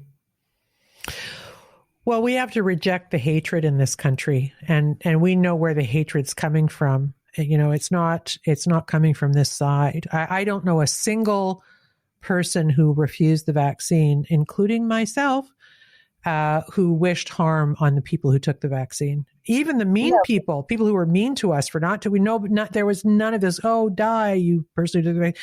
Everybody was gravely concerned that the hatred is coming from the other side, and the politicians, especially on the left, know it, and they use it, and we have to reject it. We have to reject it. We can't let them control the narrative that way ever again. I had a conversation with someone. Go ahead. Oh, sorry. No, go ahead. I told Chris Barber when we were on our way out, I said, fundamentally, a leader, our prime minister's job is to unite his people and protect their rights and freedoms. And I said, right now, we are doing that man's job. Because I think at the time, I wasn't sure if he had been exposed to COVID and he had to isolate for the third time, even though he's had 3 vaccines, of course, or he was being skirted away for his safety, which we found out later he was skiing. Yeah. And let's not ever forget what was really going on here, that they were pushing a vaccine that had not been properly tested, and they were pushing it on people that didn't need it. I said at the beginning, okay, truncated tests, we don't have any long-term data. If old people or people who are vulnerable to dying from COVID want to take it, that's cool. Knock yourself out. Yep. But mandating it on people who had literally no chance of dying of COVID-19 when the testing process had been so foreshortened, and now we're seeing the results, right? Trudeau will never admit it. Theresa Tam will never admit it. But there's no doubt now. I mean, Tess Laurie in the UK said to me, Trish, we don't need any more data to prove that the vaccines were dangerous for some people, and now they're admitting they didn't even prevent transmission. So what were these guys in Ottawa defending? What was Trudeau dug in about? Were people not telling him what the science was actually saying about the vaccines? That makes me furious. He's defending his bank account. Yeah. In my opinion. What do you mean? Well, I think his political career was riding on it. Yeah. He was, you're right. There was, and that the thing is that you just nailed it. We didn't go there angry against the vaccinated. I mean, all we were advocating for is the right to choose. Yeah. Bodily autonomy. You just said it. Nobody was ever yelling at the vaccinated for getting vaccinated or calling them terrible names. That's not what we were there for. We just wanted people to have the right, the God-given right that's in our charter to make their own decision. Yeah. That's it. I mean, I think something like 80% of the truckers that were there were vaccinated. So it wasn't about the vaccine. Yeah. So what's next for you? What's happening? When is your trial? Do you have a trial date? And can anybody convince you to take a plea? What is your legal future? The trial is set for September the 5th. Okay. Where? In Ottawa. Okay. We had court last week. We were supposed to have 2 days of hearings to hear the motion for particulars, because believe it or not, it was been a year since Chris and I were arrested, and we still don't know. There has to be an incident. Like, you can't just charge somebody with mischief and not say, this is what they did. That was mischief. Yeah. He's refusing to disclose it. So we actually had to file a motion to have this heard in front of a judge to force him to tell us. Well, wow. What that turned into on Thursday morning was we drew the judge for the trial, and all of a sudden they want an out of town judge. So we didn't get to hear the motion. That hasn't even been rebooked yet, to my knowledge. Sorry, who wanted the out of town judge? You guys or the Crown? The Crown's office. Why? So, well, you're following Chris's case, I'm sure, with regards to the text messages that were released by our Crown prosecutor to the media, unvetted. No, I don't know about that. What happened? Ooh, yeah. There's a hearing on March 23rd where Chris's lawyers filed a motion because, of course, when Chris was arrested, they had his cell phone. And so he had all of the text messages extracted off of his phone and obviously didn't read them. I mean, there's communications in there between Chris and our legal team, which is privileged information. So I guess there's a portal or something that he must have uploaded to that other legal professionals and the media can access. And it was actually another lawyer from Ottawa who was going through these text messages and then found these messages between Chris and Keith Wilson. And he contacted, I don't know if it was the Crown's office or Chris's lawyer, and said, like, this is all out here. CTV was publishing his private text messages. You know, he had messages in there with his ex-wife about their children, with his customers, with his legal team. And so Chris's lawyer has filed a breach of his charter rights, obviously. So next month, the Crown prosecutor is going to be in the hot seat. And we've joined this motion. So Diane's asking for a stay for Chris, and I really hope he gets it, Trish. I really feel like he's going to get his stay, and I pray that happens. And we've attached ourselves to this motion too because he used some of those text messages in my bail hearings. So we'll see what happens there, but you know, I think they have a concern, apprehension of bias that she's an Ottawa judge and he's an Ottawa Crown, and he's going to be in the hot seat as a witness, and our lawyers are going to be cross-examining him. So but the problem is, if she does rule, well, she, to her credit, basically said, well, you know, if I can't sit on this because I'm an Ottawa judge, then he can't sit on this because he's an Ottawa Crown attorney. Yeah. That goes both ways. The problem is, if she does rule, and I believe that is coming out on, I think it's March 13th. It's either the 7th or the 13th. If she does rule and agree with them to change, then that's gonna postpone everything. You know, we had all of these dates booked last August, and then we get this judge, a former defense attorney, and now it's not good enough. Well, and so was there anything in the text messages that was particularly controversial, or was it just a violation of his privacy? Was there something? It was a violation of his privacy. Yeah. I mean, the Crown prosecutors tried to make things out of it, but his CN tower of evidence is a text that I sent to Chris one morning, and it's something to the effect of, can you meet me at the hotel? They have a plan to gridlock the city. I'm not making these decisions on my own. Now, Karimji just thinks that is like the smoking gun for my case, which is quite hilarious, because what I'm actually saying is, hey, somebody else wants to discuss a plan, and it's not up to me to make those decisions. Yeah. Right. Yeah. And to be fair, gridlock is not a term that I use. So, like, we never, of course, had any intentions of shutting the city down, because if we did, we would have. That became very clear in the testimony, that we could have completely overtaken the city, and there's not a thing that the Ottawa City Police could have done about it, because they were overwhelmed and outnumbered. But that's not what we were about. Wow. And so how's Chris doing? I'm going to have him on in an upcoming show too. Do you know how he's doing? I guess you haven't. He's doing great. Yeah, he's really busy with work. He's got such a good head on his shoulders. And, this changed him too. It really did. He's a good guy. He's got a good head on his shoulders, and he has a beautiful, beautiful heart.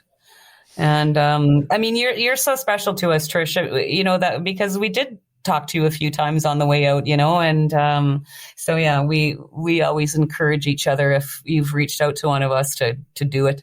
Oh, thanks. Well, yeah, it was kind of I recognized it was a moment in time. I did. My instincts told me that there was something really special happening. And I think it's because it affected me in a way as I saw that it was affecting other Canadians, right? Like I'd been doing the podcast alone in my studio, in my apartment for a very long time, taking on a lot of difficult subjects and worrying that the media has left me alone, which is kind of interesting, but I mean, that's not going to last forever, but they have been.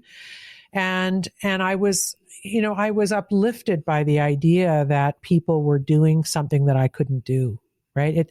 Doing a podcast or doing a TV show or writing an article is not, you guys did what needed to be done, which was kind of awaken people with a kind of a moving presence through the country, So I recognize that was the right thing at the right time. It's funny how these things happen timing wise in history, but it is. Yeah. But everything happens for a reason. I believe that, Trish, and now more than ever.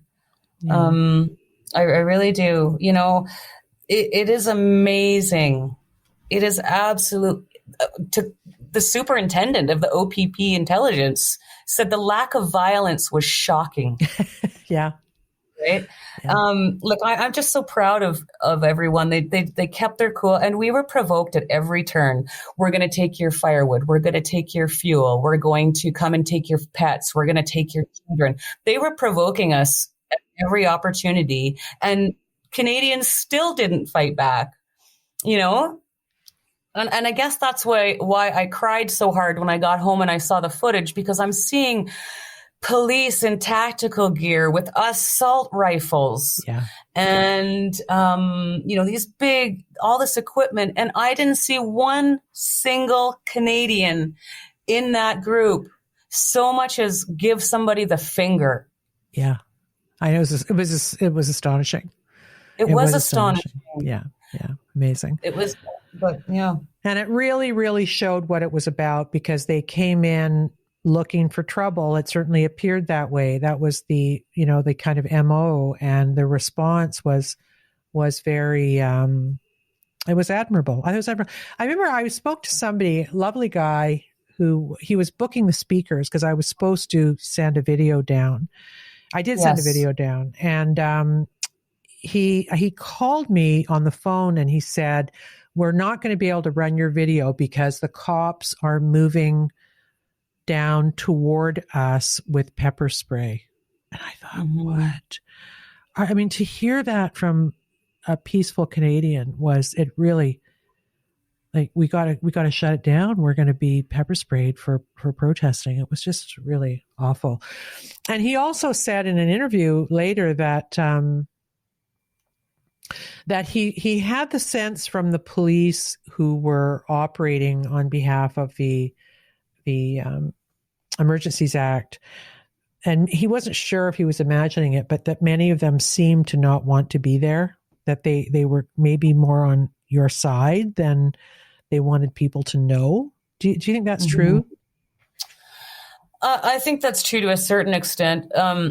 Obviously, at the beginning of the protests, the police were fantastic. Like the rank and files on the ground were amazing. Yeah. And I think the powers that be recognized that also. So as the protests were on and we got closer to Family Day Long Weekend, you saw those officers being pulled out.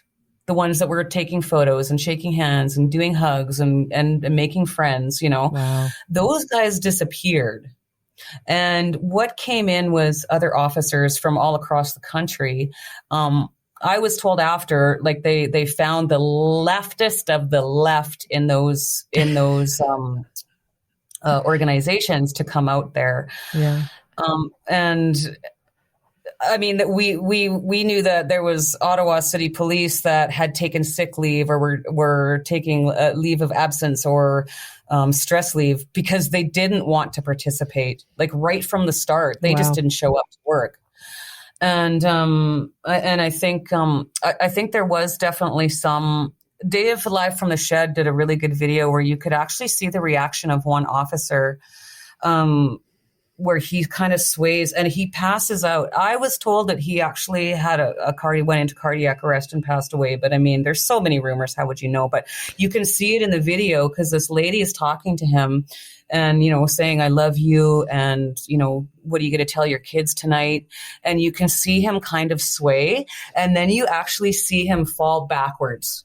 Wow. So yeah, it's a tribute. You've obviously seen Live from the Shed, some of his stuff. He Yes. did a tribute video after it was all over and we all got home. And when you see it, you'll know exactly what I'm speaking of. Yeah. It's a beautifully done video. And so is that website on Live from the Shed? Can I find it there? Yes, I think it's on YouTube. Yeah, I think if you look up YouTube. Okay, I'll go. It's on YouTube. I'll post it too. I'll do a Substack for next week and I'll post it in it. Well, Tamara, I guess it's time to say goodbye until next time anyway.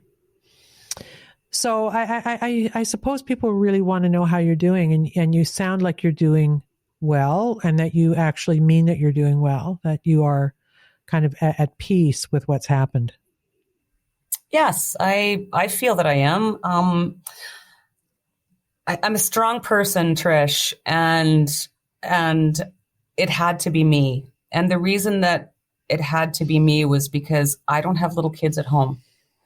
I'm not just the sole breadwinner. I don't have a business to lose, And I'm not saying that I'm superwoman by any means, but I mean, I can handle it. I mean, when I was arrested, I just recognized, this is thy will, not my will. And you're not done with me yet. We have more work to do. And I just, put one foot in front of the other. And when I was in jail, I treated the guards with respect and they were pretty good to me for the most part. I had a lot of support in there. That's for sure. Not bad. So I just think, I believe everything happens for a reason. I've always been that way. And so I don't have any anxiety. If they feel like I am such a threat to society and it's going to make them feel better to put me in jail for 10 years, then, so be it. It's the Canadian legal system. I'll be out in 3 months or whatever, Yeah. I can do it. And I do feel it. Yeah, I do feel good. I feel pretty optimistic, especially after the inquiry, the testimony part. I have absolutely no anxiety going into this trial now.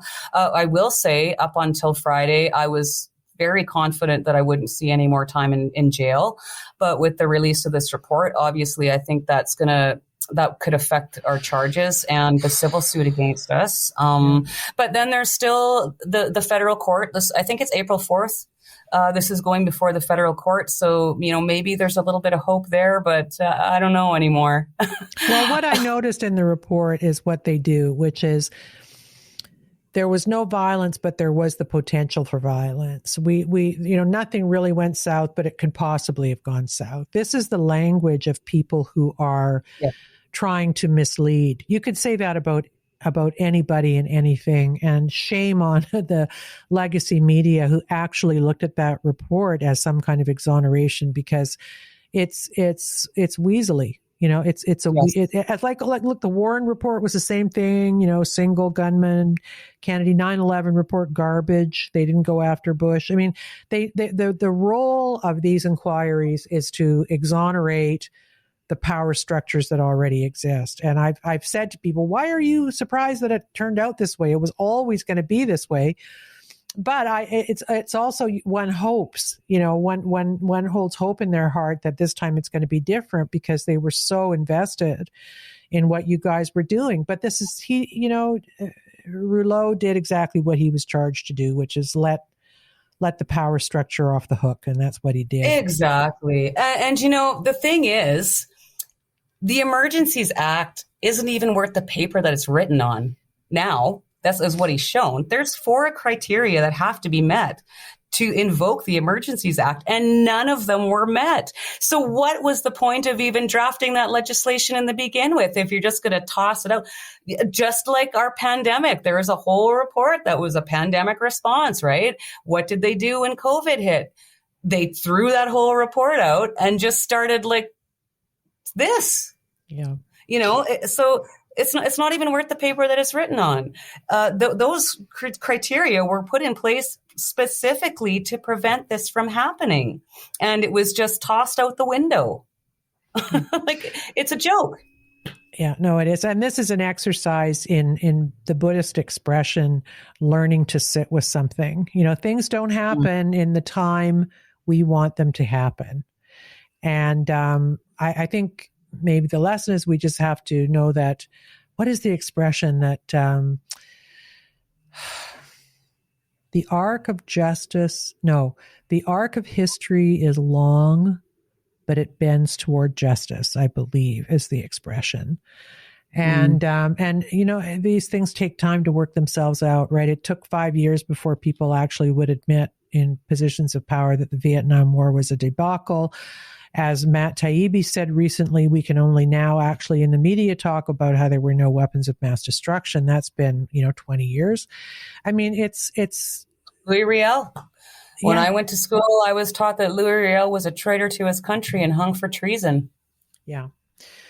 So I guess, so waiting like a Buddhist and hoping that things work out because the facts and goodwill are on this side is a hard thing to do because there's a lot at stake right now. And I'm optimistic, but I do think things are moving quite quickly too. There feels like there's a consolidation around the globalism move on the climate change front that is just another, whatever you want to argue about climate change, the way it's being handled by the powers that be is kind of collective and without too much thought and really without consulting the citizenry who will be living under these. That's, you mentioned the 15-minute city. It's very much that, right? They don't talk about it publicly very much. So, on one hand, I feel like I can wait like a Buddhist, but on the other hand, I want people to see this for what it is, Sorry, what were you going to say, Tamara? I've lost it. Sorry. We're talking about the 15-minute city. Was that what you were? Yes. Yeah. Well, and I was just going to say, well, they don't talk to you about it because they don't care what you think. Yeah. They're just going to ram it down your throat or try to. And, this is where we're at now. They don't take into consideration what the Canadian people want. And this is why, I'm going to stop calling them politicians and call them public servants, because that's their job. Yeah. Their job is to listen to us and take that into account. Well, not even take it into account, but argue for us. I mean, it was pointed out the other day on Keith was doing Viva, I think, and he was talking about, Aaron O'Toole when he was the leader of the opposition, if that's what you could call that at the time. And he said, well, if I'm prime minister, I'm going to change Bill C-11. Well, that hadn't even been implemented. Like, don't change it. Like, vote against it. Stop it. Yeah. Yeah. Yeah, I know. Viva's great. Viva did a big service for you guys. He was wonderful in the coverage of it. I thought he really replaced mainstream media so well by just walking around and doing his thing. So I owe him a debt of gratitude too, because I felt like he kept amazing. me informed. Yeah, Rufus Mariana, Andrew Lawton, and that's the funny thing. The CBC is a block away from Parliament. I know, right? Yeah. Anyway, thank you so much, Tamara. I'm really, really grateful you could do this. And thank you. I'm going to try and come down for your trial. I hope it stays September 5th so that I can maybe do a show from there or something like that. People are going to want to know what happens to you. Yes, that would be great. And watch for the hearing on March 23rd. That's Chris's hearing for his message information there. I think we have to be there in person. So we'll likely fly out for that. But yeah, thank you so much for having me on your show. It is such a pleasure. And, like I said, I found you in some pretty dark times, Trish, and you were my hero. So, well, likewise, you certainly lifted us up as well. It's just the idea for Canadians that other people were feeling the way they were was so huge. I still get that if I go out to speak, people are like, "Oh, is it really you?" Because they've been listening in their little dark rooms while they're locked away, thinking someone is saying.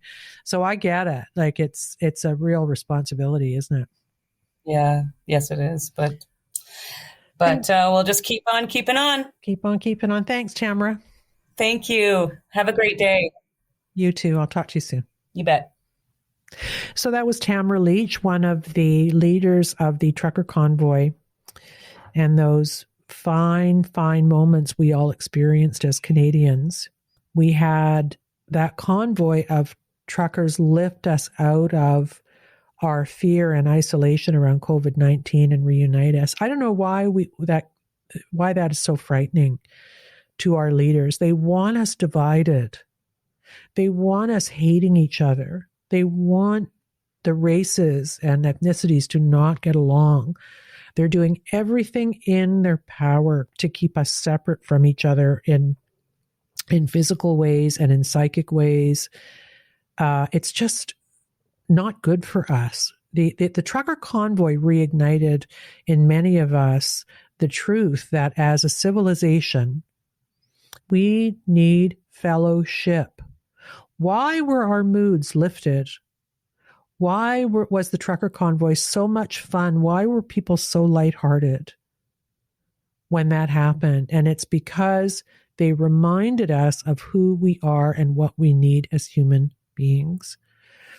And the people in Ottawa, the city of Ottawa, the citizens there, who were, not all of them, but the ones who were vocally freaked out by the convoy's presence in the city, had already been primed by the Prime Minister's rhetoric to be afraid and think they were terrorists and misogynists and, they held unacceptable views. Remember all that? They were fringe. So by the time the truckers got there, and Tamara and Chris Barber and the rest of them got there, the people who lived in Ottawa were already afraid. It had already been implanted. That was the point. That was the propaganda move by our Prime Minister. And that's not fair ball. That's not democracy. And he can't erase that by saying, "Oh, I'm sorry." I think he said, "I'm sorry. I said they were fringe," or something. Just, it changed the reality on the ground for the people who live in Ottawa to see them. He wanted them to see the truckers as a threat. And you can hear them at the commission saying, "Oh, I have trauma from a microaggression." I mean, it's just ludicrous. Anyway, we're going to continue to cover the legal proceedings, and we will continue to speak to people connected to the convoy and talking about the convoy. It's a big moment in Canadian history, and I'm happy to do that. So here's what I left off last week's show, and I'm very embarrassed by it, and I owe the people of Grassy Narrows Reserve an apology. I gave a list last week of all of the environmental disasters. It was kind of a privilege to go and cover and report on for CBC back in the day. I was at Love Canal. I was at the Hanford Nuclear Reservation. I was at the Exxon Valdez up in Prince William Sound. Big oil spill up there. But the place that stuck in my heart, I can't believe I didn't mention it, was the Grassy Narrows Reserve, which had been completely contaminated by mercury dumped there in the 1960s and 70s, dumped in the English Wabigoon River, which was their life source of drinking water and whitefish, which were all contaminated. So I went there.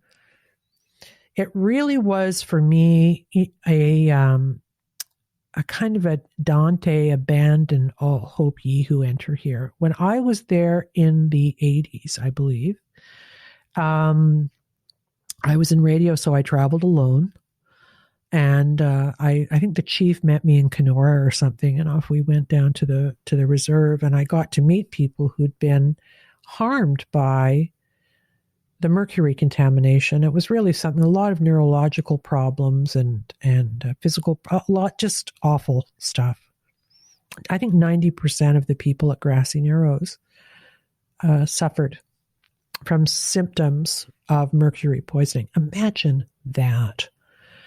And the government's initial response was to send them up freezers full of whitefish. This is a hunter-gatherer reserve for sure, right up, way up there. And it was like dropping a nuclear bomb on the reserve. And they've not really recovered, although some of the young people are very, very hopeful about moving forward now. But listen, there is no list of environmental disasters in the world that should not include what happened at Grassy Narrows. And this is why I get so upset about all the virtue signaling about Indigenous people in this country. That is meaningless, right? It's all performative. Oh, we're going to do a land acknowledgement, right? It's just nonsense. Why don't you support the people at Grassy Narrows who are still trying to get justice? They got some money, I think 2 years ago, but it's not sorted. The people are still sick. I went to a town, I think I went to Winnipeg with a First Nations couple whose child was in an institution because of mercury. I mean, it's just awful. So if we want to support our First Nations brothers and sisters in some of their struggles, Grassy Narrows is a good place to start. And it's real. It's real. And it's been going on for a very, very long time. And instead of doing land acknowledgements, these big corporations and government departments, they should be saying, read up on Grassy Narrows and supporting those people. And so I just want to end the show with something that really exposes the Prime Minister for who he is, right? This is a clip of the Prime Minister being queried by a member of the Grassy Narrows Reserve at a big meeting. And of course, he didn't like that. He doesn't like to be challenged. And he said she was escorted from the event. You can see it in the video. You're only going to hear it. And he said, "Thanks for your donation." That's what he said. Total derision for this First Nations woman from Grassy Narrows who was asking Trudeau for help. So here's the clip, and then I'll be back to say goodbye. Prime Minister Trudeau, people in Grassy Narrows are suffering from mercury poisoning. You committed to addressing this crisis. Thank you for being here. Thank you very much for your donation tonight. I really appreciate it. And as we know, the Liberal Party is filled with different perspectives and different opinions, and we respect them all and our commitment. If it was your family that's been waiting for 500 days, if your family was suffering from mercury poisoning, what would you do? If it was your family, would you accept it? Would you accept 500 days for 1%? Yeah, so, and the people cheering as the First Nations protester was physically walked out of the meeting, those are the Liberal donors who virtue signal. So that's who they really are. It's all about performance and not about reality. And that's something that we should never, ever forget when they're trying to make us feel bad. They're the haters. We're not the haters. We are not the haters. So just remember that clip. I know the government ponied up $60 million or something for some place that's going to help people with mercury poisoning on the reserve, but it's not nearly enough. And that's what they're really about. And that's why we need to stay critical, don't we? We're going to stay critical. See ya.